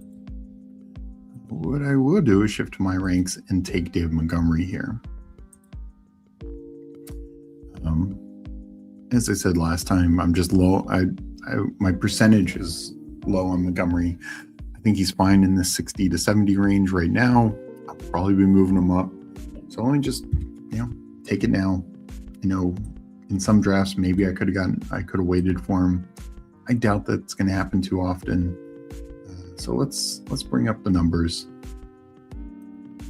Have a full Buffalo team correlation. Swift, Monty, Jefferson, Adams as like my double wide receiver anchor.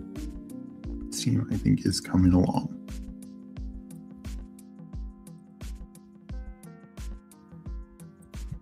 I appreciate it, Danimal. Appreciate you checking in. Hope you are doing well. Hope everyone's having a good afternoon.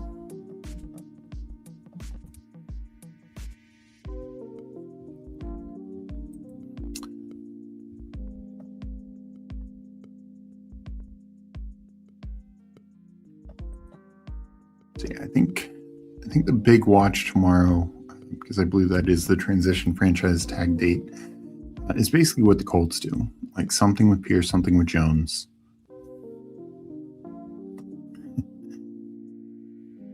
Mike Rob saying, I'm on the clock in the little board that I entered. I hope you're just messing with me. You will make me check, Mike, because I thought I said leave draft. If so, well, that sucks, and I will multi-table.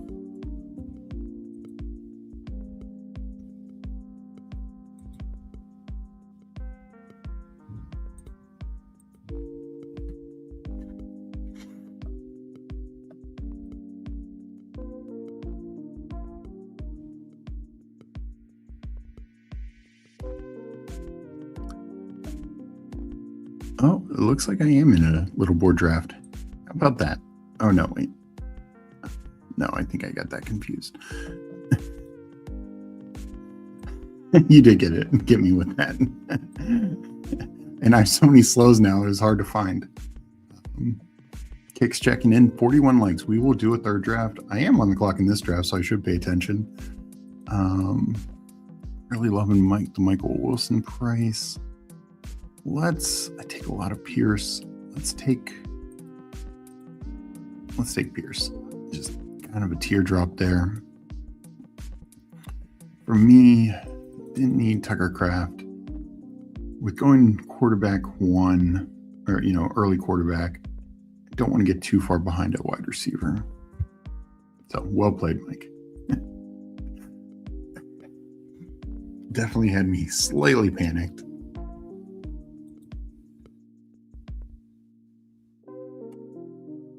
I will say, Underdog needs to do a lot. The active drafts tag, just have a fast and slow draft tab. Let me be able to see what I have going on fast.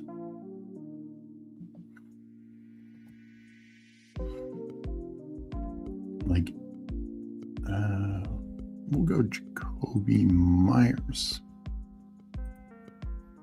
as well. If I had was doing a little board and it was 7 picks away, guess what? That's more important to me than my 1 pick away, slow drafts. It would just be easier to see than looking for the icon. Got Mike Robb gifting one Fanspeak Network membership. Really appreciate it, Mike. Thank you so much. Let me know who won it, because I cannot see from the StreamYard streets. They fired the guy working on separating bets and slow drafts, sadly. Yeah, I know. Very unfortunate for Underdog. I interacted with Brett a lot. A really good guy. Really hope the best for them. I don't think this impacts our general drafts too much, just probably less of the innovation side.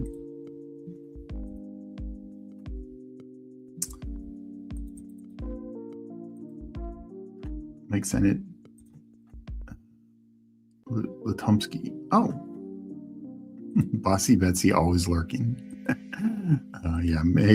Michael. So Latumsky had it as BVG calls it.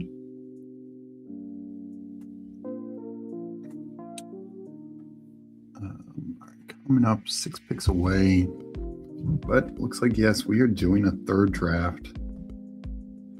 Thank you guys for liking this.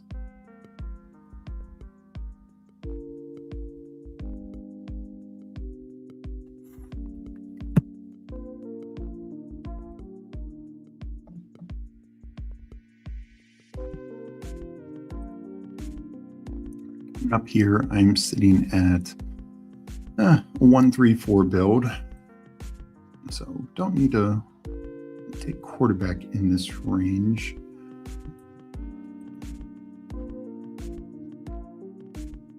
Could go running back, could go receiver, depending on what is available to me. I think running back here, I think Jadarian Price is still probably the number 2 back in this class. Getting a little fall on him here. That feels nice. I know he didn't blow the doors off the water with his run, but I think he's still locked into the number 2.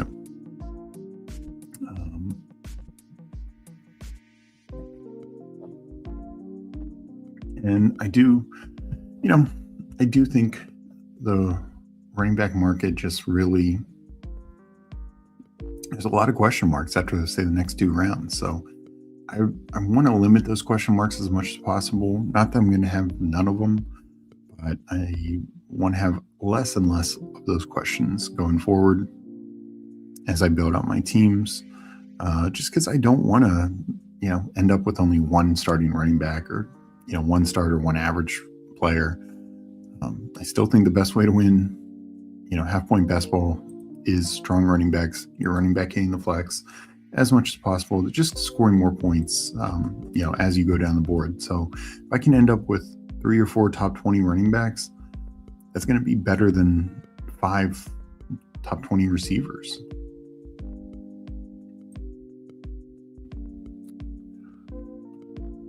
All right, let's go back to the board. And of course, there are some teams where I do prioritize receiver more, but overall, I'm just going to be more on the running back game.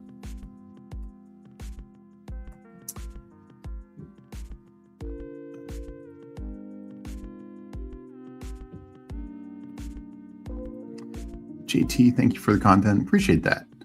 No, I'm glad to do it. We stream every day this week, so definitely streaming the next couple of days. Not sure about the weekend just yet.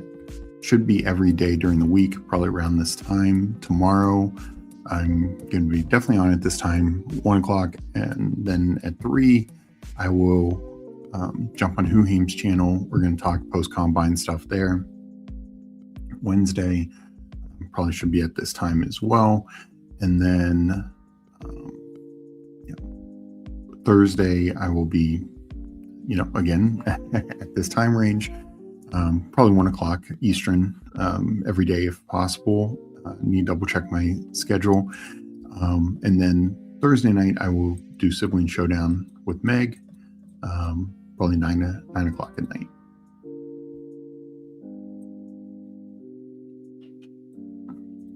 Hey, checking in, 43 watching, 40 likes. Mike inspired me, 5 Fanspeak fam MB gifts incoming. And there it is. Yeah, Meg, she just can't give you the win, Mike. Can't give you the win. Yep, our Sibling Showdowns is kicks. But no, it's always fun. Always a different vibe for the Sibling Showdowns. I have to hear about the George Kittle, the Wags podcast from the 49ers, and now George Kittle is, the bionic man and has a completely new leg. And to be fair, I wouldn't put it past George Kittle. But that should be good convo.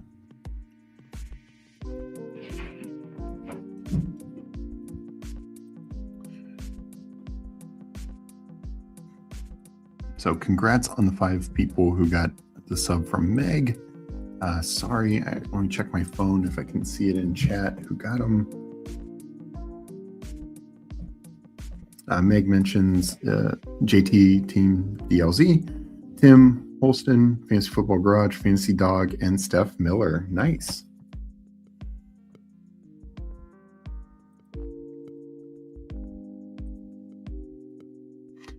More people with emojis and more in Discord is a win for me already, Steve. More jokes and I like propaganda to push. Absolutely. Paul with the Scatterboot gift. Appreciate everyone for jumping in, chatting. For instance, like JT, let me know what your team name is when you're drafting. Though, sorry, you might have been one of the ones who said you already maxed underdog. So sorry about that. But I do want to know, keep track of team names. Like some of these I know. So it helps us. And as you heard, like we will shout out members' teams and break them down. And it can be a simple breakdown if you want me to go more deep dive. Always happy to do that as well. I'll keep letting Woody Marks fall. And when does Sadiq share? I need to get back in the quarterback department. Nothing really jumps out. Let's take a CJ Stroud. Would be at least correlated with David Montgomery. So there's some team correlation there. I actually think Monty helped Stroud quite a bit. I think the Texans being more balanced, not being in third and long so often because, Woody Marks and Nick Chubb have a 2-yard run on first down would be a good thing.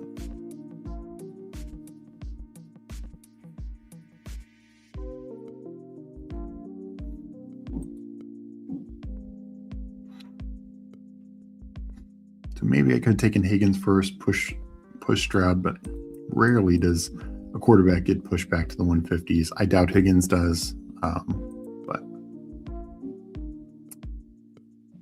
So yeah, JT, definitely shout out your team name if you get a chance. Would love to connect.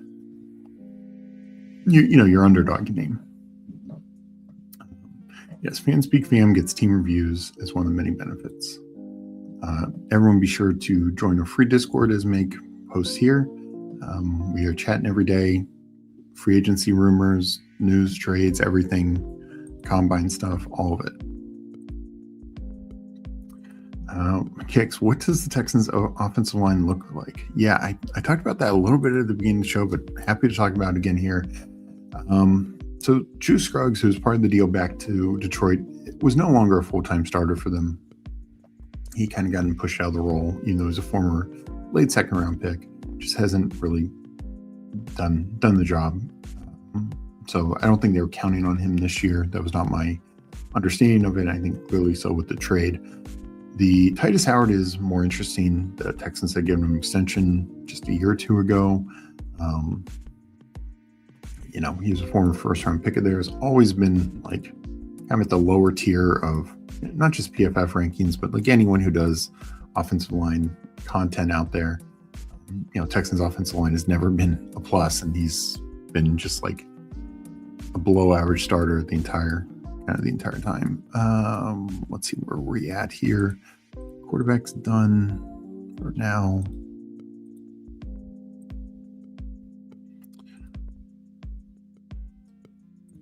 Actually, let's take Goddard. Not sure where Goddard will end up, but I like the little fall here. We're getting third tight end. Got it done early. So more, this is earlier than I do tight end, but I want to mix up builds. So thought that was a fun way to approach it. Probably should have waited for Schultz, but 20 pick value on Goddard felt a little too good to pass up, and not taking Woody Marks, not really loving the rest of this range. This is not a range for me for receivers.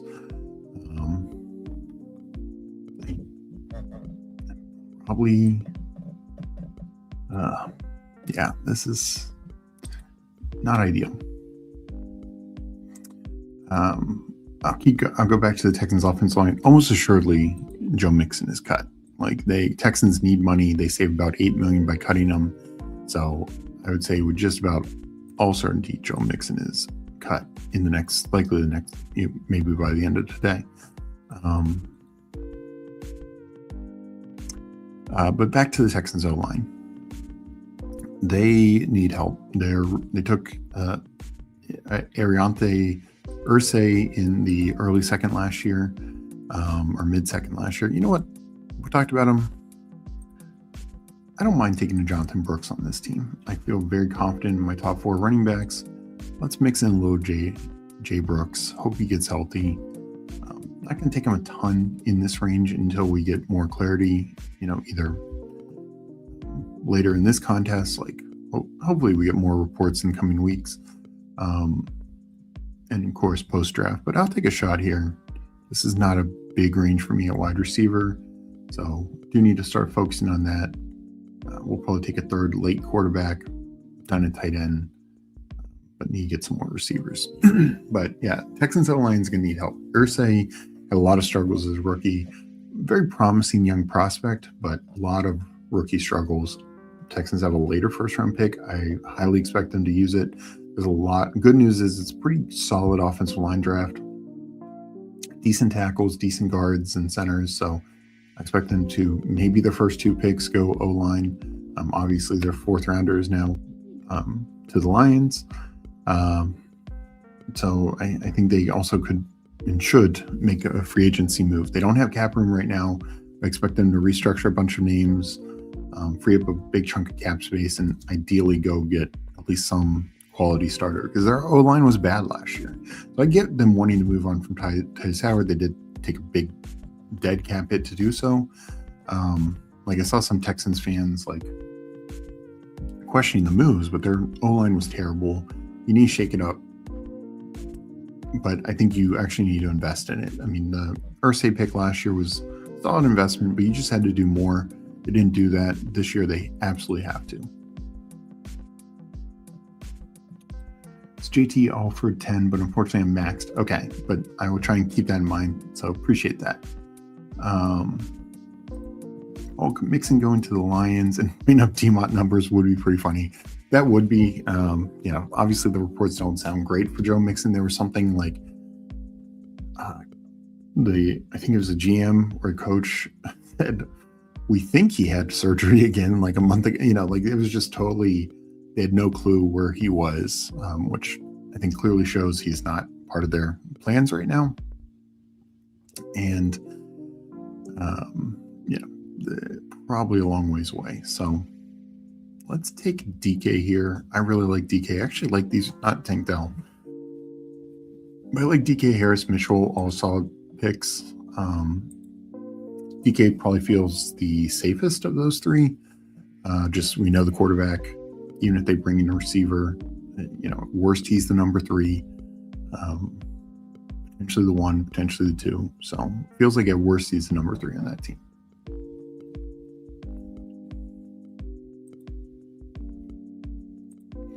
No worries, kicks. Always happy to, do a shorter version recap. We will be getting into a third draft after this because I appreciate all the likes, all the support. Really having fun talking football. As I said before, let me know if any other news comes out or anything else. I'm obviously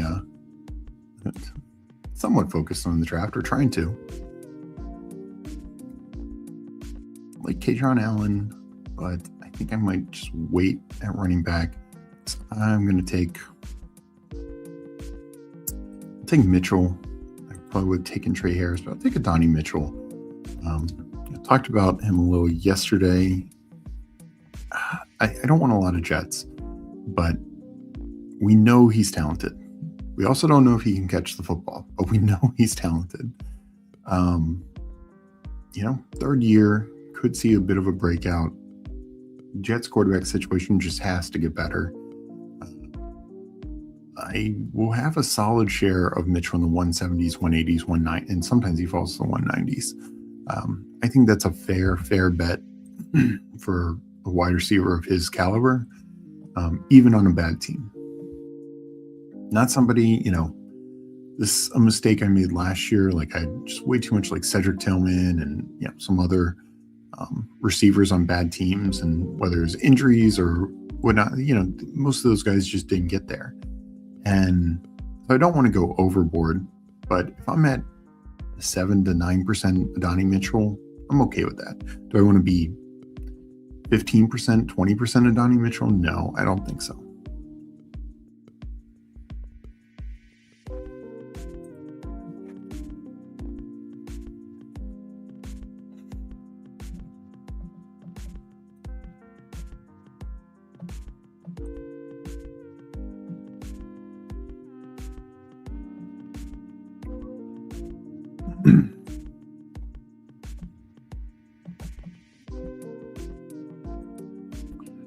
All right, coming into the start of the 17th round.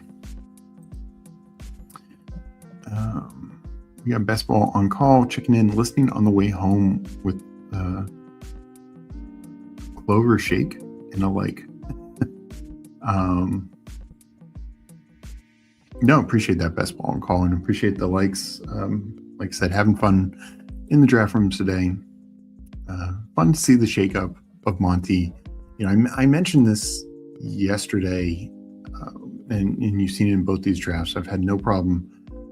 I'll just be ahead chasing the guy up. I'm not going to wait for Monty's ADP. Like, yes, some of these drafts I could maybe get him at pick 90 or pick 85. I'm fine just being ahead of it. I know would I see Monty, like, to me, there's just way more certainty now with Monty than the Jags situation. Well, ETN is his own thing, because if ETN signs elsewhere, they paid him, they're going to use him. Shamrock Shake from MCD, gotcha. ETN's his own thing, but like a Tootin, it's totally dependent. If ETN's back, Tootin's not a great pick as ADP. If he is gone, then it is, a nice pick.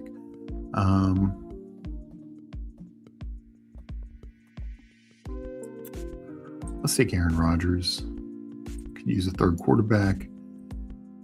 Hopefully in the next day or two, we'll get some Aaron Rodgers news. It wasn't like confirmed that he'll be back or that we'll even hear by the start of free agency, but that seems to be the leading belief we'll hear by then.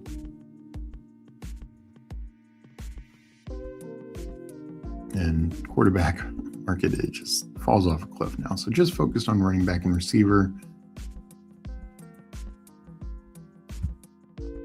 Claiborne goes, that would have been on my short list for this pick.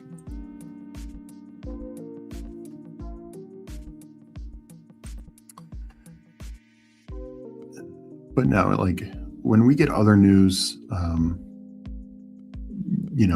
like Kyler, if Kyler signs with the Vikings, I'm gonna be taking him in the one team, in the teens, so 115, 118, sure, absolutely. I'm not going to necessarily wait for his ADP to reach there, just because I think it's a fair click. Let's go Iomanner. Kind of regret having DK, but you know what? I'll take, even though I don't have Cam Ward in this. I got two cheap Titans. Not the worst, not the best. Hopefully one hits, so I feel good about it. But I'm okay with that.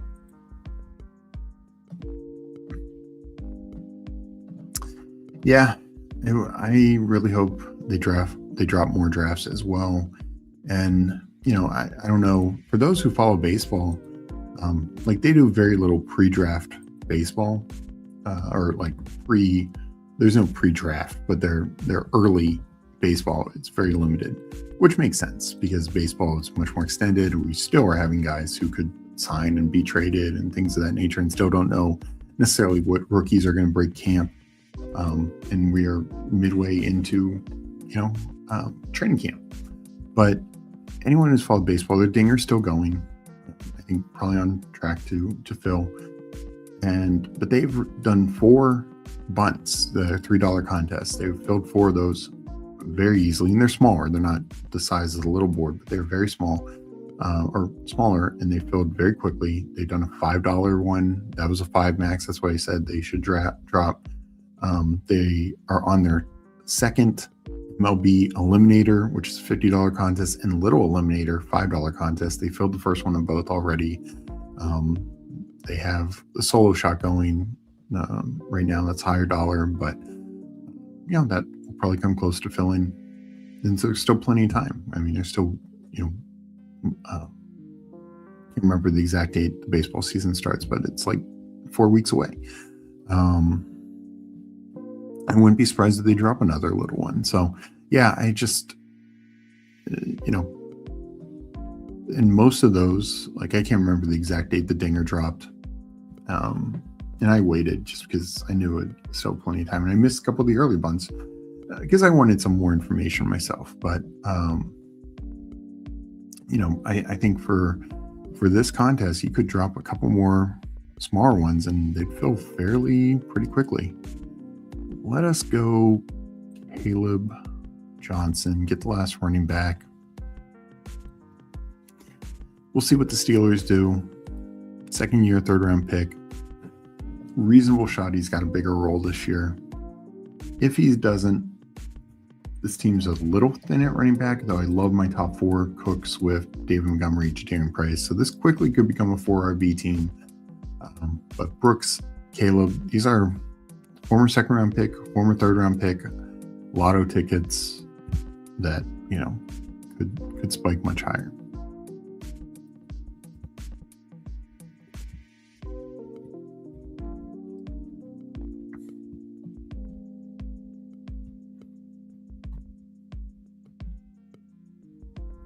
So I could do Knoll for the stack.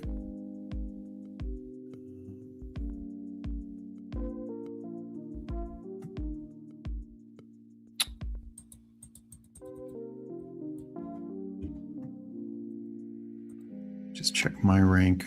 Kirk won't be back. Hollywood for a veteran. I'll do Jalen Knoll. I'm lower on him just because I feel it's very murky behind Nico, and I do think Higgins, and then it's like, how much is it Hutchinson, Dell, Knoll? But I like taking a few shots on Stroud teams.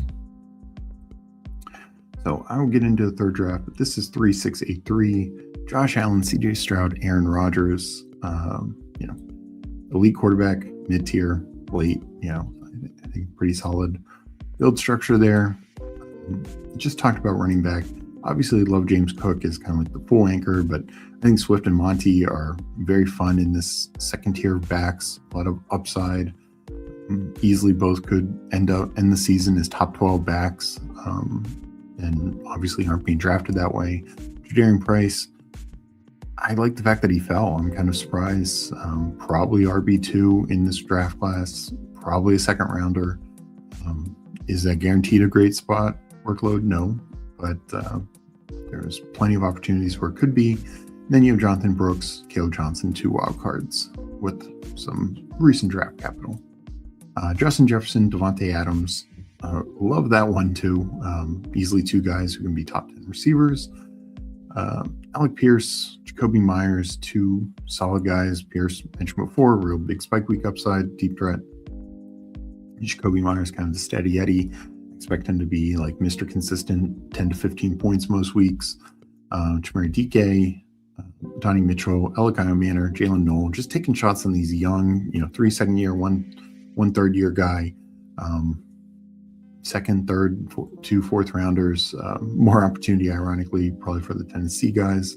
But maybe not Mitchell. I mean, he definitely showed down the stretch. They get a quarterback who can throw the ball and complete the ball down the field. Jets are probably going to be behind in a lot of games. Dalton Kincaid, Kenyon Sadiq, Dallas Goedert. Don't have much Sadiq, so I definitely want to get more of that. Obviously, Kincaid in the stack, and Goddard, free agent wild card. We'll see where he ends up. But just like the 20 pick value there.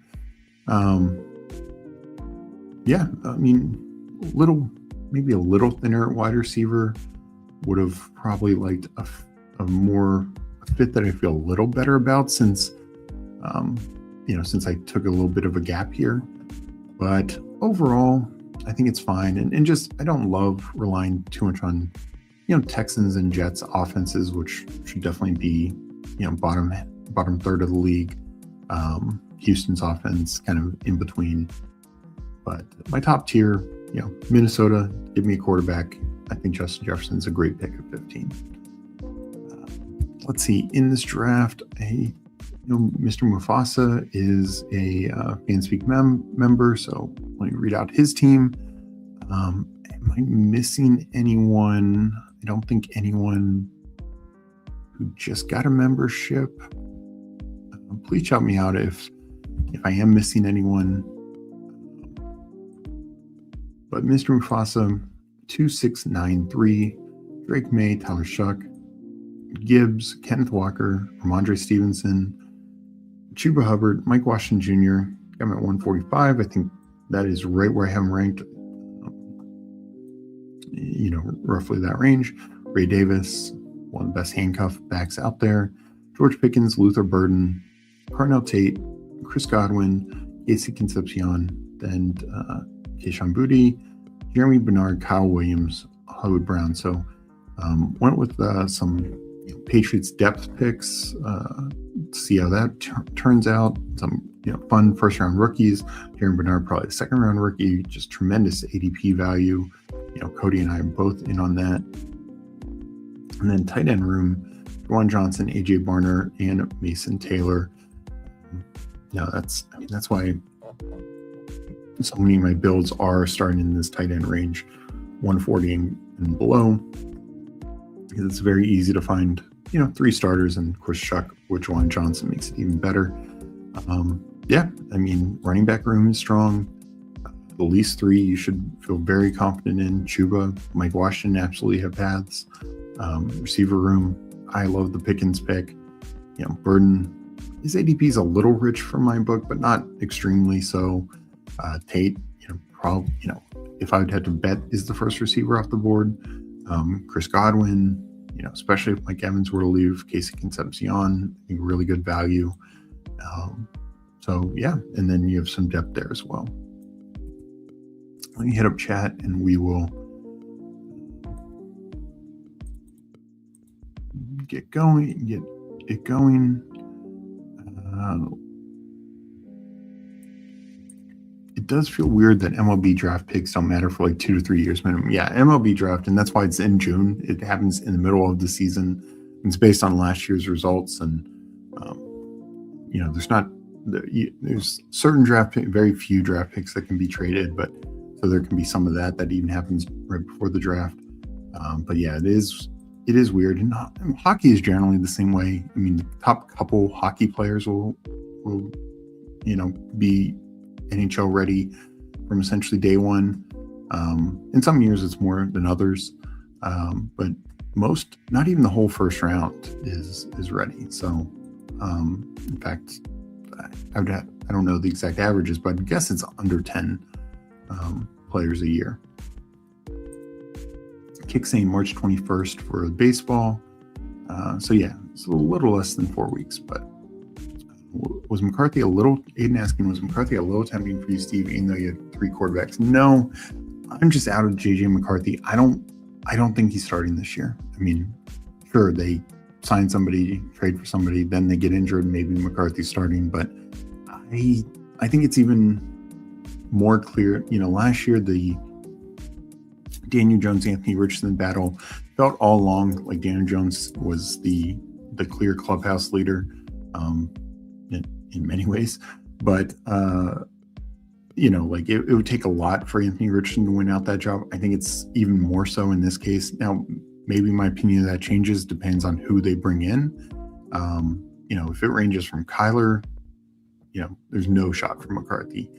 Cousins, Geno, slight shot, especially Geno coming off that bad of a year. But I do think a lot of that was, Pete Carroll and Chip Kelly. And if they go for a lesser tier than that, then sure. But I really can't take JJ McCarthy right now. I haven't seen him gone undrafted, and that surprises me because I think a Marcus Mariota has a better shot of being a starter this year than JJ McCarthy.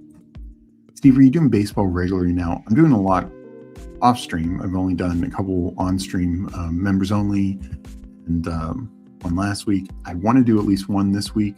Not sure when yet. I need to figure that out. This man says, I like you say, Donnie Mitchell. I have 0 shares of, I honestly not sure if I'm pronouncing it right. I can't remember. So I'm sorry. I apologize. But as somebody whose last name Shoup it's a 4-letter last name, and boy, do I not get it is pronounced Shoup, which is shout, but replace the T with a P, is the way I describe it to people. I almost never get that. So I understand having a name that people can't say. And crazily enough, my name is Steven with a PH, and that gets mispronounced way more than you think it would.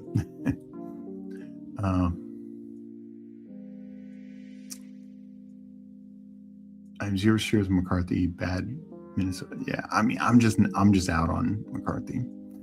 Wanted to say, 80 Mitchell, late round guys. If you get 8% over late round player, probably still overweight relative to all. Agreed with that. No, 100% agree. And that's just the other reason you don't need to go extreme, because because people mix up the late rounds so much more. Now somebody like Mitchell is probably 100% drafted, right? But in general, those last couple rounds get mixed up so much more that even if it's a 100% drafted player, very few people will be around 8%. Yep, and Pepper Tony explains it more. Should have read further. Yeah. Sorry, Pepper Tony. I should just let you do that. Share the love on stream. I will find a day. Not today. I'm going to do a third football draft here. But I will find at least one day this week to do some more baseball. They wrote me off, but I didn't write back. I love it. Stefan, yeah, get a lot of that. I know I can't even remember some of the ways that I get. I just say AD Mitchell. That is the easier way. Stefan Shout. Yeah. Yep.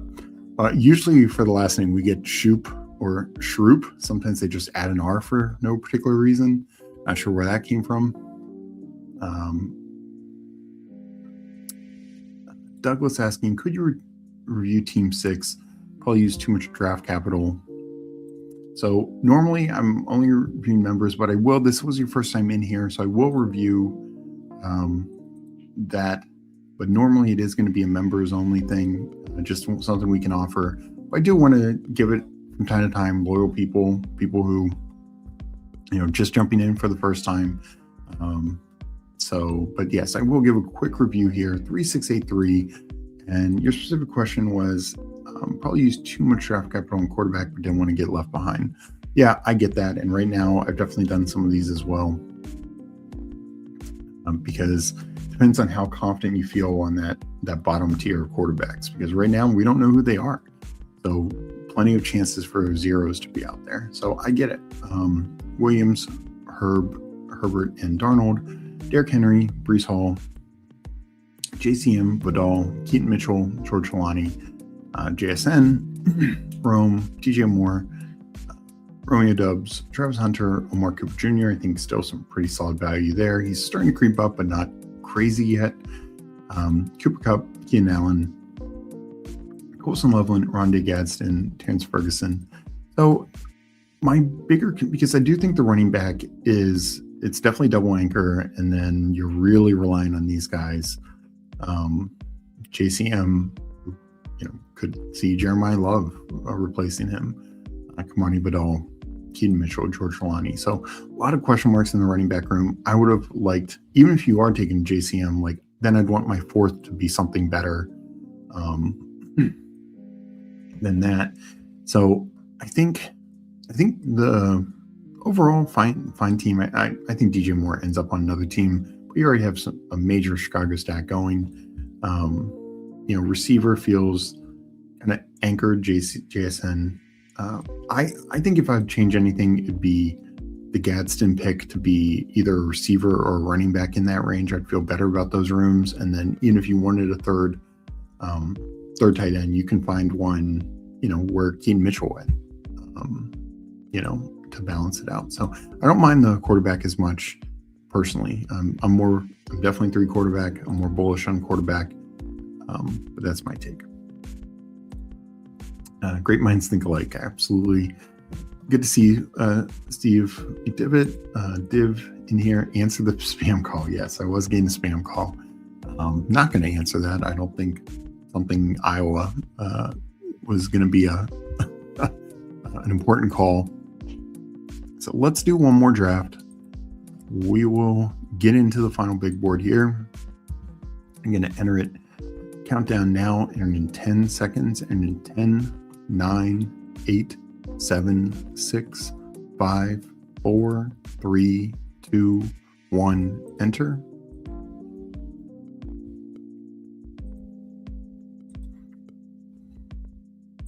No problem. And appreciate you for subbing and being in the draft.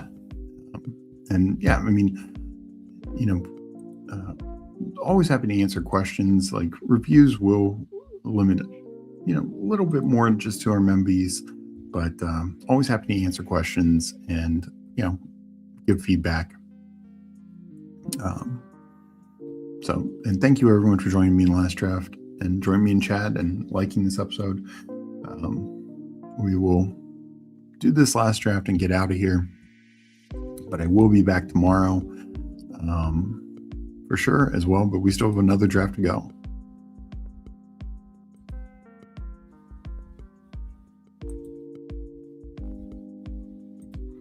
We got Whoheams checking in. Sup fam, doing well. Doing my third draft of the day. A couple big boards already, doing one more.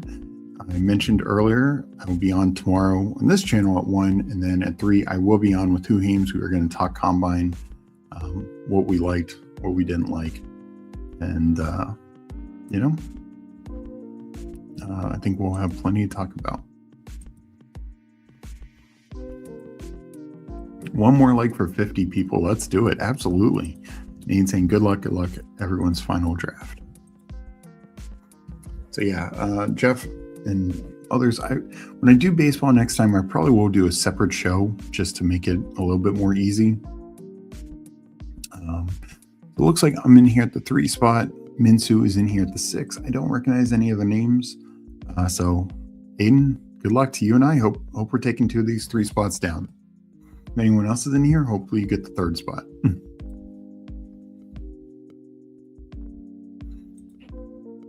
But yeah, probably from now on, when I do baseball, I'll have it as its own show and maybe even try and do 2 drafts at a time. I might do 2 days, like a football and a baseball show. Or maybe on Thursday, since I'm doing Sibling Showdown at night, maybe I just do baseball in the morning. I don't know. I'll figure it out. Let me know what you guys think. Should I separate the shows? Should I do them together? Always appreciate the feedback. So just checking in to some news out there.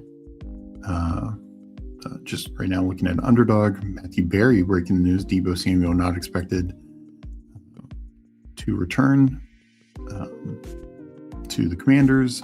Not entirely unexpected there. I'm on the clock. Let us go chase.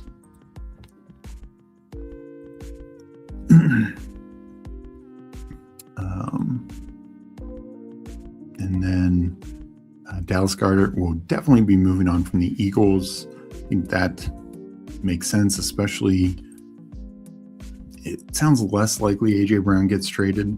So at that point, you have a lot invested in Saquon, Smith, Brown. Probably can't afford a top-tier tight end. They asked Goddard to take a pay cut last year. He ends up having one of his best years.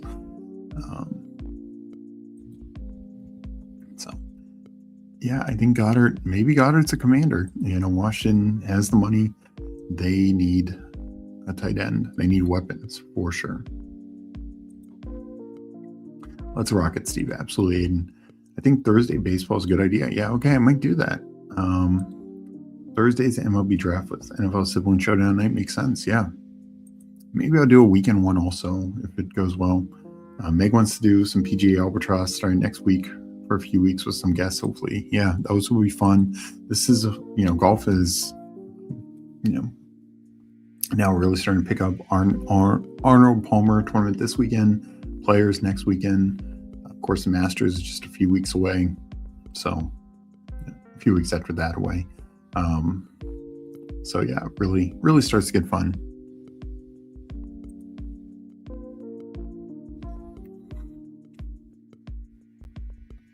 Yes, I mentioned it already, but TJ, Brett, they were great. Really appreciate all that they did. And had a lot of interactions. Brett, super nice guy. So hope they can really get some good, some good news on their future and everything. The other piece of news from Matthew Berry, just breaking news left and right. Raiders expected to make a very strong run at Tyler Lindenbaum. That is very positive news for Ashton Genty and, of course, Fernando Mendoza. Not unexpected. Raiders have a ton of cap space. If anyone is going to pay Linderbaum like almost a tackle, it's going to be a team like the Raiders. Ravens said that they offered Linderbaum essentially, record-setting, or I can't remember how it was worded, but essentially top center money, and he didn't agree to it. So I think he probably has a fair indication he can get more out there, and the Raiders make some sense. Do I take Brock Bowers here with that news? Not that it's official, but I will like Brock a little bit more if the O-line is better. I don't have much Brock. No, I think I'm going to go Chase Brown.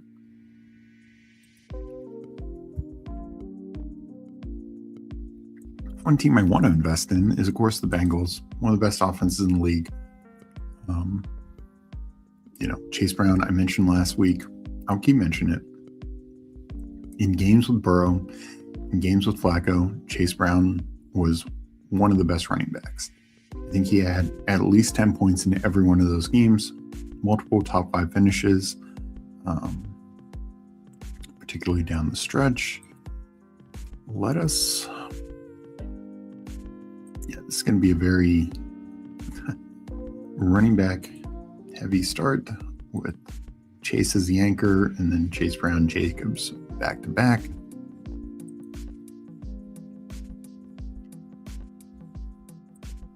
Like saying, you people better show up and stay for this MLB one. I mean, Steve, take pity on me last week. We were the only ones left. No, we got Miss OSU in there also, so at least somebody else joined us. But yes, if you're into baseball, we will announce it. We'll do a Thursday show.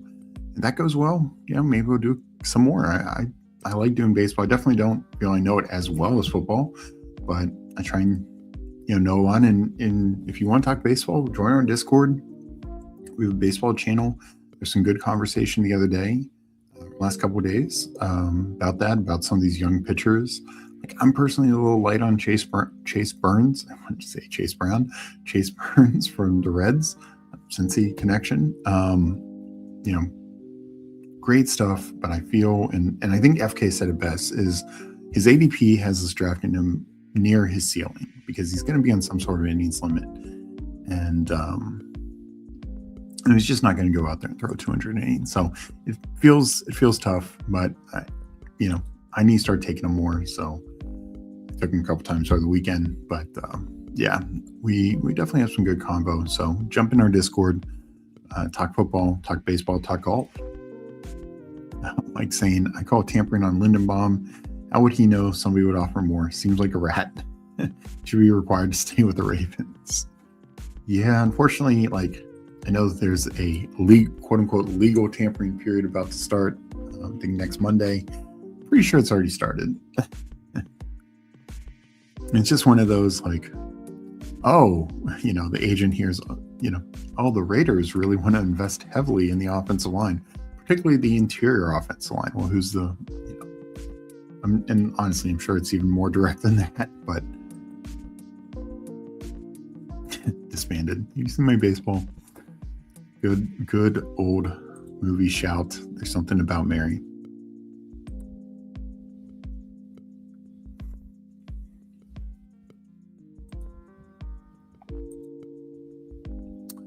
Coming up in the 4th round, 46 and 51 are my next 2 picks. 2 running backs, got Chase.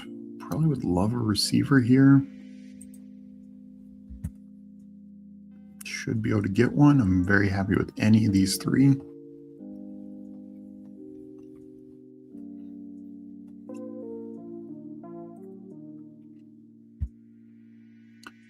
I'm just Adams over Chase, or Adams over Devonta Smith. Adams Chase feels potentially league winning. Even in his quote-unquote down years, he's still a top 15 receiver. I don't see why he shouldn't be again.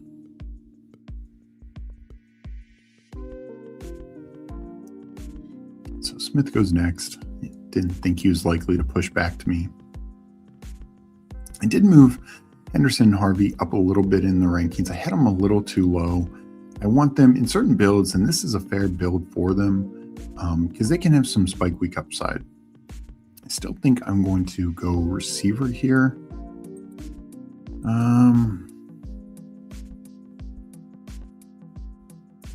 Watson or Dunze? I have a fair amount of both. I will go Watson.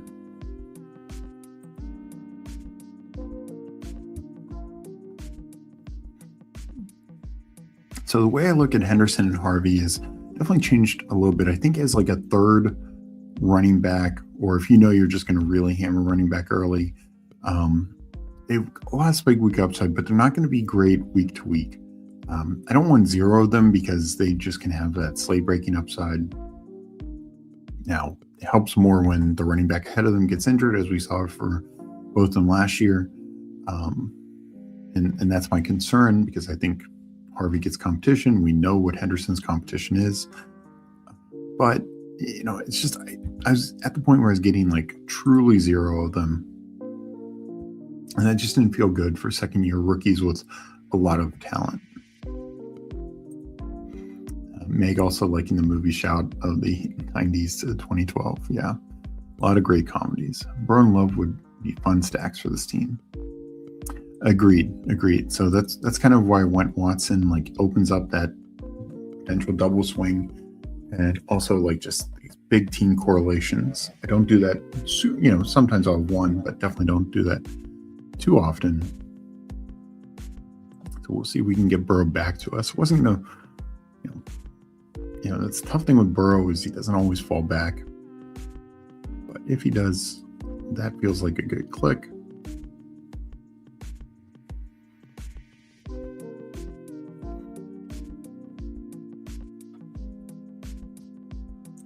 So we'll see if we can get him.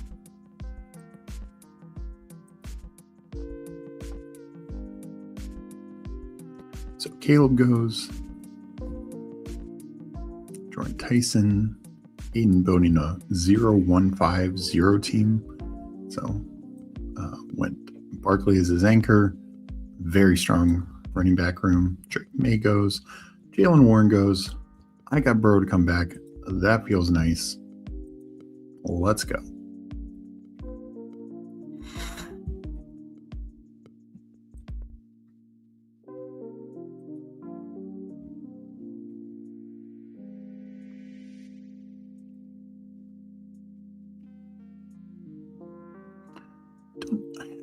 I like Tyler Warren. I don't have a lot of them right now. Maybe if he falls back, we'll see about that. I like Ricky P. Harold Fannin, a little too rich. I know it's at ADP, but a little too rich for me.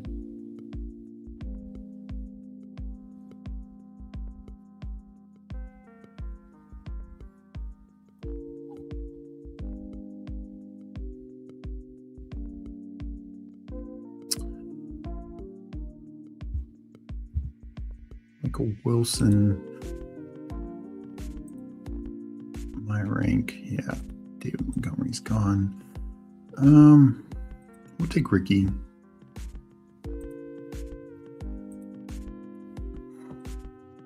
Warren's fine, but just not a priority right now.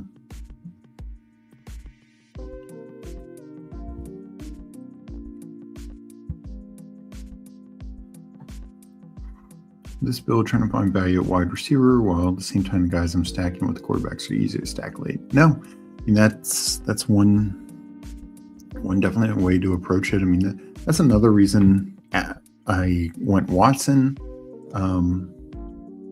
Was like yes, I could have taken a Dunze, and in this case Caleb did not get back to me, but I could have taken a Dunze and been like, okay, either I get Caleb or Burrow, but there's no way I'm getting both.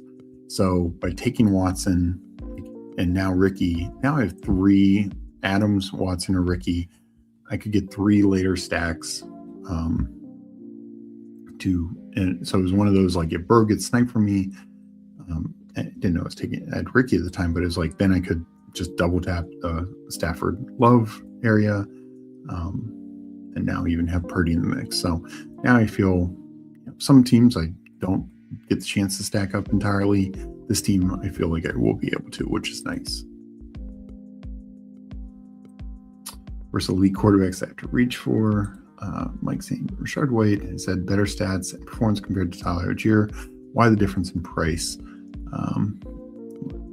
So for me, I think Algier is more likely to get the early down workload. White, maybe some teams will consider it. I think most teams will view him more as a satellite back, and could have some more touchdown equity than most satellite backs. So there's some intrigue there. For me, it's all going to depend on landing spot. If he goes to, ETN leaves, he goes to the Jags. That's kind of interesting. He goes to Washington, kind of interesting, just because I'm not super high on Tootin or JCM. But if he goes to, a situation, trying to think one off the top of my head, like Steelers would be bad, just because him and Warren are kind of, are in the same department. But,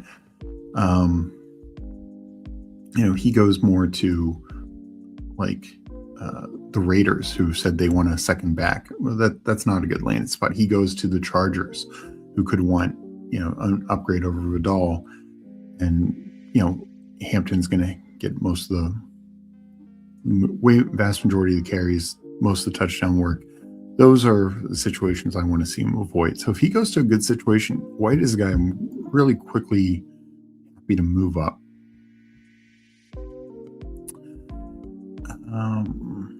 Let us go. I don't think I need to go quarterback here. Let me go Kyle Pitts. Don't have a ton. Got a little fall.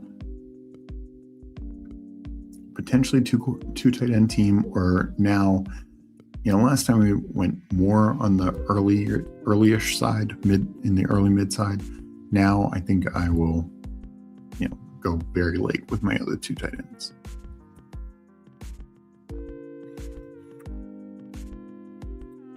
So White is somebody who becomes very landing spot dependent, but Algier is to an extent. I mean, if Algier ends up in a situation where he's not going to get clear early work or touchdown work also, yeah, that's not going to be great for him. Question is, do I go Stafford here or wait, see if I can wait on Love? Already goes. I'm going to try and push. Maybe dumb. I did invest heavily in Burrow. Get a third running back here between Price and Dowdle.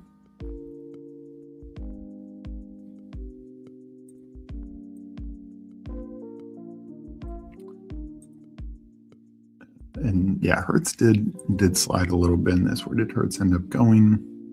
You got him at 78. Yeah.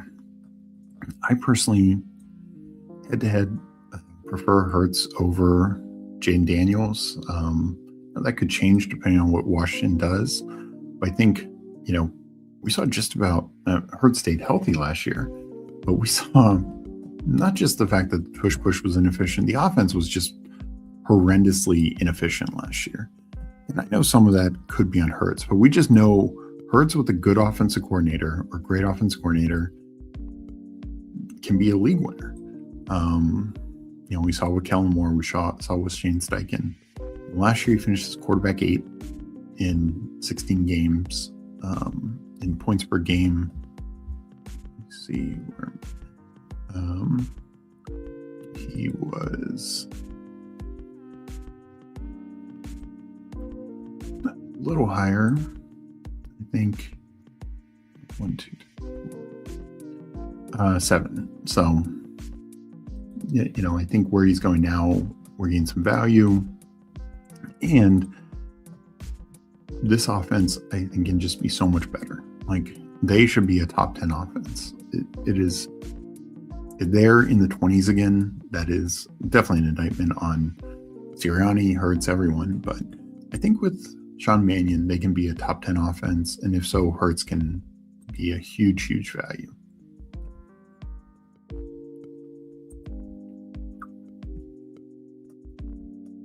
Love goes, didn't get the push.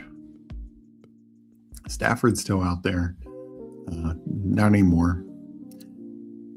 Maybe it wasn't worth it. But when I have Burrow, I just don't feel the need to take a quarterback too early.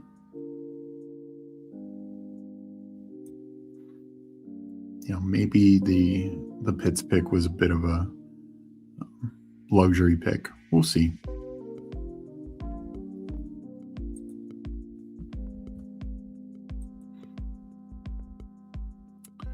So coming up here, I like Denzel Boston. Not really taking Jonah Coleman in this range anymore. I'll take Denzel Boston. Get my 5th receiver. I think still very likely a first rounder. Get essentially around value on his ADP, which I already think is very low. So that feels good.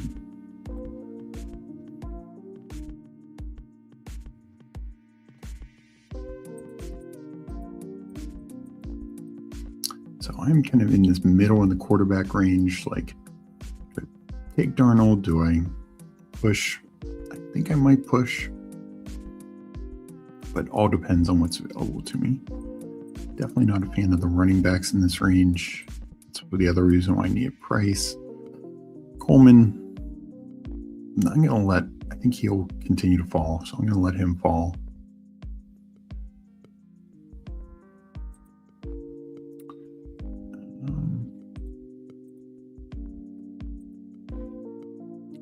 I think I'll go Jane Higgins. Take a lot of Concepcion, take a lot of Debo. I take Higgins a fair amount. Higgins also potentially opens up Stroud as a stack. I think Stroud is going to be better this year. It's just too good of a natural quarterback.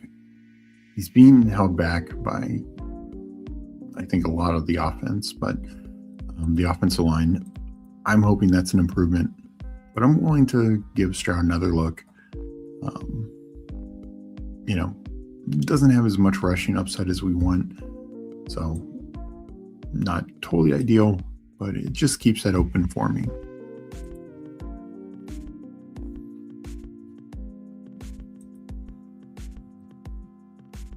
But back to this, Mike, to your point, I think Rashard White should have a better market. I think he could end up being one of the best values out there. He could be like this year's Rico Dow and Javonte are seem extremes, but he could be that. Maybe not like fully as a rusher, but like as a complete player who gets 1,200 total yards and just, not 1,200 rushing yards, but 600 rushing, 600 receiving, or more like 705, something like that. I could really see it.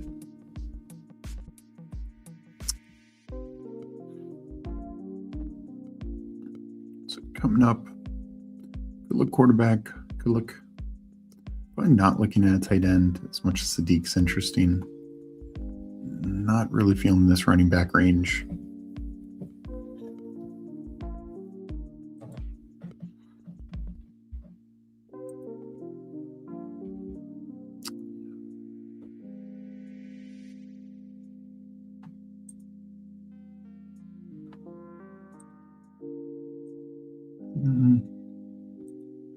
Let's check in. Aiden is sitting at 335, so he took the Hurts Goff back to back and then just tacked on Bryce Young.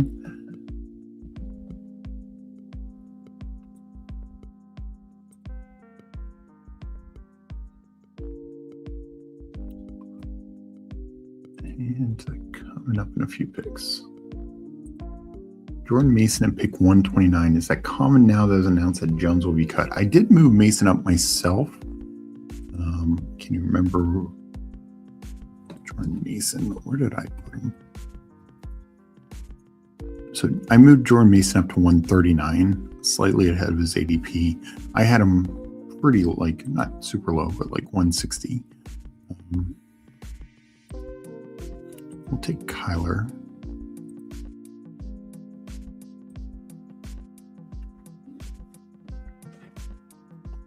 Tracy at 147 is okay. Definitely moved him down because of the persistent Giants rumors. The Jordan Mason 139,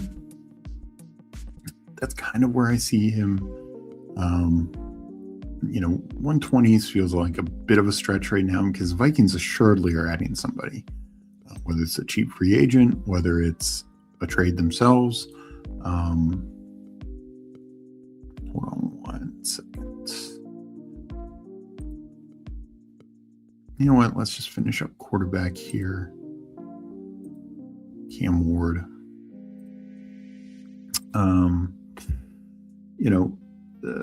And the trade might end up being more like a draft day trade, kind of similar to they made this trade last year to get Sam Howell as a backup quarterback and trade away Sam Howell later.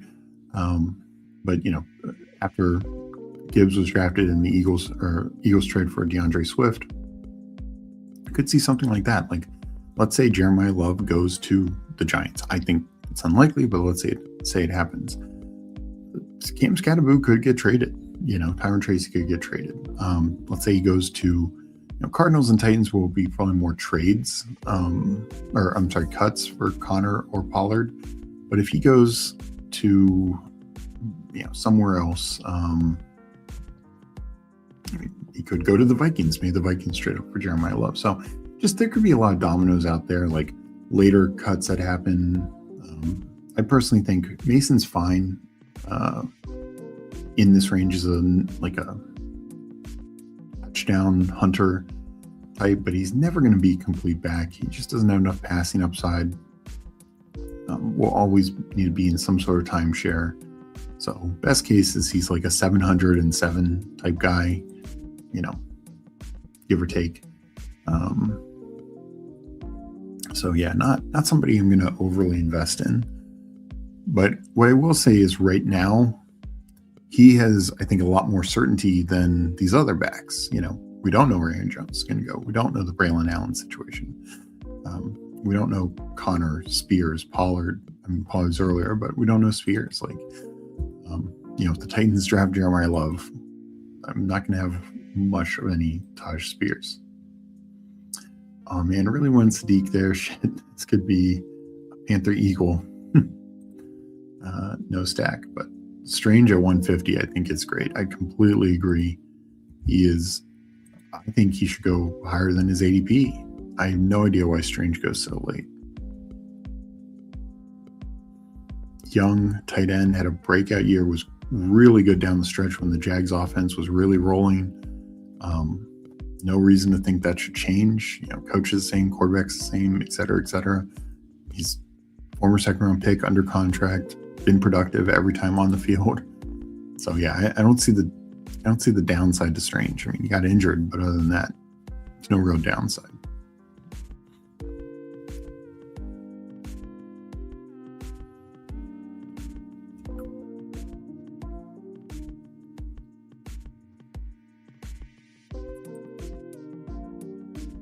Don't think I'd take another Jonathan Brooks share. I think here Aaron Jones is just a better path to usability, would be my guess. So not sure where it'll be. Would not be shocked if it's the Steelers, just reuniting with Aaron Rodgers and Mike McCarthy, and also, Steelers offense coordinator Brian Angelico was just with the Vikings, so even a connection there as well.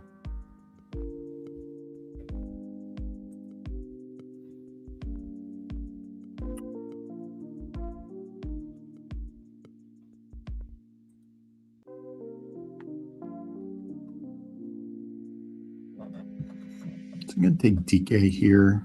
Took Cam Ward as my third quarterback. Get DK as my seventh receiver. I really like how this receiver room turned out with Chase Adams up top, Watson and Pearsall in the middle, Boston and Higgins in the early 100s, and DK, and then I'll add somebody probably in the 20th round at this point. Primarily focused on running back and tight end.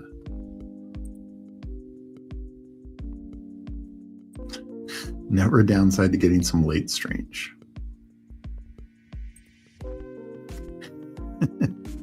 Well done, Hugh Williams.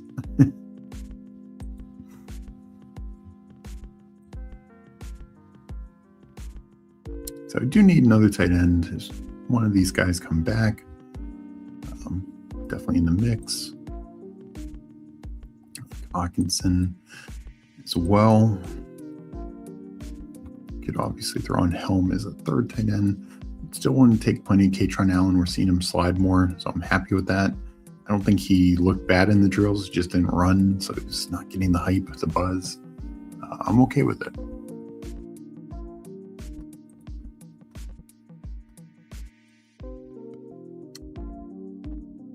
So coming up here at the 16th round, 3471. Aiden about to make his 16th round pick at 3651.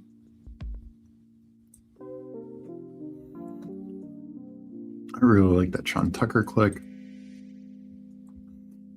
Doubt the Bucks make a significant move at running back. They just seem to have bigger issues right now.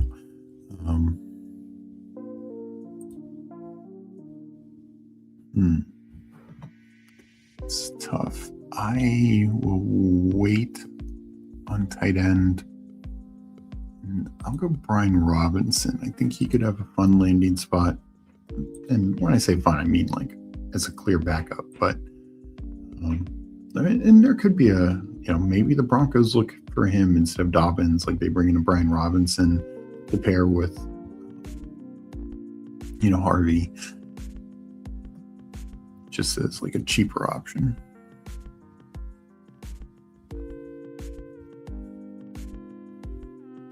When I take a tight end like Pitts, still probably taking 3, but I feel I can wait. If I get Hawkinson here, great. Also, definitely considering Nicholas Singleton. This running back it's real thin.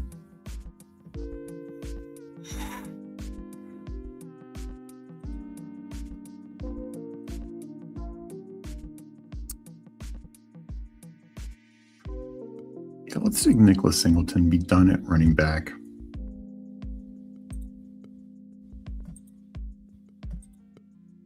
He's done at quarterback, done at running back. 3 picks to go. Probably gain 1 receiver, 2 tight ends. We'll probably end up thinner at tight end than I typically like, but enough options out there that I can still get a decent team. Like only if you have a Woody stack for it.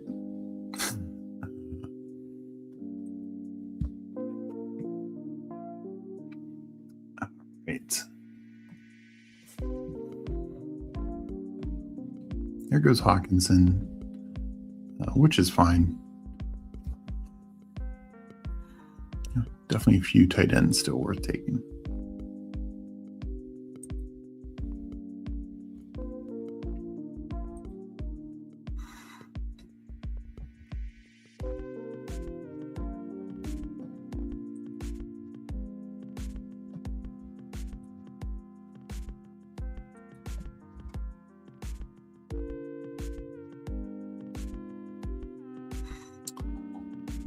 Not fantasy related, but I see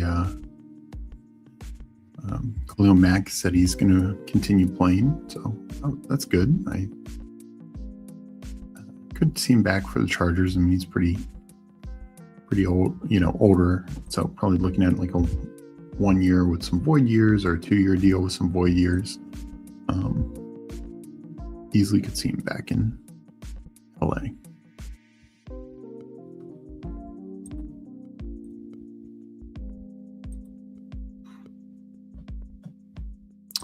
So we'll target Gunnar Helm first. If we can get him.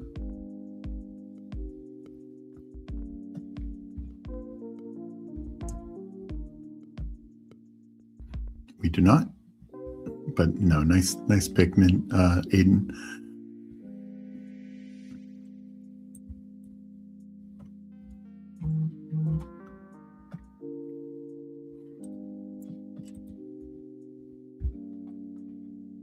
Ooh, that's hoping Parkinson.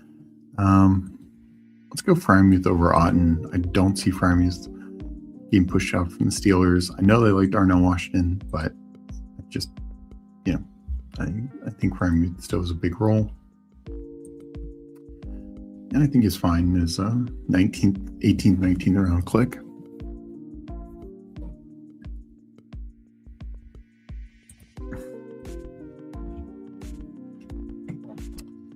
So I think I just take Gesicki with the Burrow stack.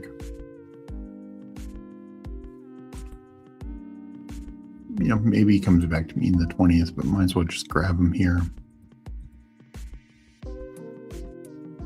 If I really wanted, I could add a fourth day, and I don't think I need to with Pitts, Freiermuth, and Gesicki. I do like this receiver room. I'll probably just add a late one here.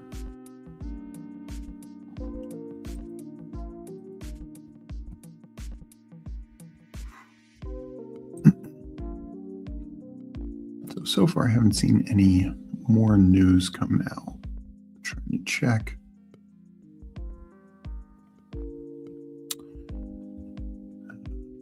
Pro Football Talk has a report on the Danny Jones situation. That just basically saying they're trying to re-sign him before the deadline, which not only do they want to get it done, but it's also to help your cap number, because the transition tag or the franchise tag, which, as I mentioned before, doesn't seem like good for a franchise tag. Like the Cowboys, they need to have that $27.3 million, whatever it is, in their cap space to George Pickens this entire process. They can't, you can't franchise a guy and not have the cap space available. So you have to maintain that. And then that essentially is eaten up until that person signs like a long-term deal, or they trade them away. Don't see that as an option. So same with the transition tag. So, ideally from the Colts standpoint, they work out a long-term deal. It's a much lower first-year cap hit, gives them much more flexibility to bring back Pierce and just get the whole situation figured out. I will say they have to go the transition tag route. That could open up them needing to trade Michael Pittman just to free up more cap space. Don't think it's a given, but I think that pushes it more in the direction. Like if they re-sign both Pierce and Jones, they can just push that money into future years when Pittman's no longer on the team. So it makes it much more easy to get that stuff done. We'll go receiver here. Aiden is at 3673. About to make his last pick.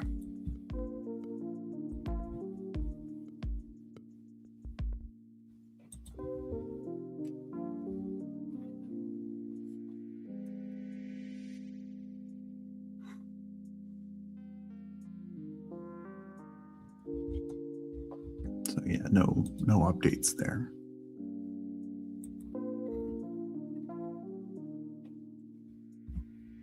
So Jeremy Bernard goes. That would have been fun for a 20th round click. Besh.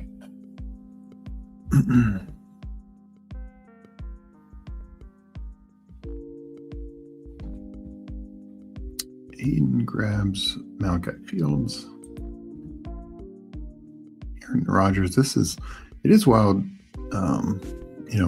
That's like one thing that's going to shift. I'm going to take Keenan Allen. I think this team, even though it's 8 wide receivers, just take the lotto ticket. To me, there's no better lotto ticket than Keenan Allen here. But it is wild. Like, now, sure, there is that chance he does retire and then nobody starts taking Aaron Rodgers. But let's say a week from now, we know that Aaron Rodgers is back with the Steelers. He goes from not being 100% drafted to being, 100% drafted. So his ADP, I kind of project, goes in the 170-ish range when he comes back. So I think a nice value in this range. All right.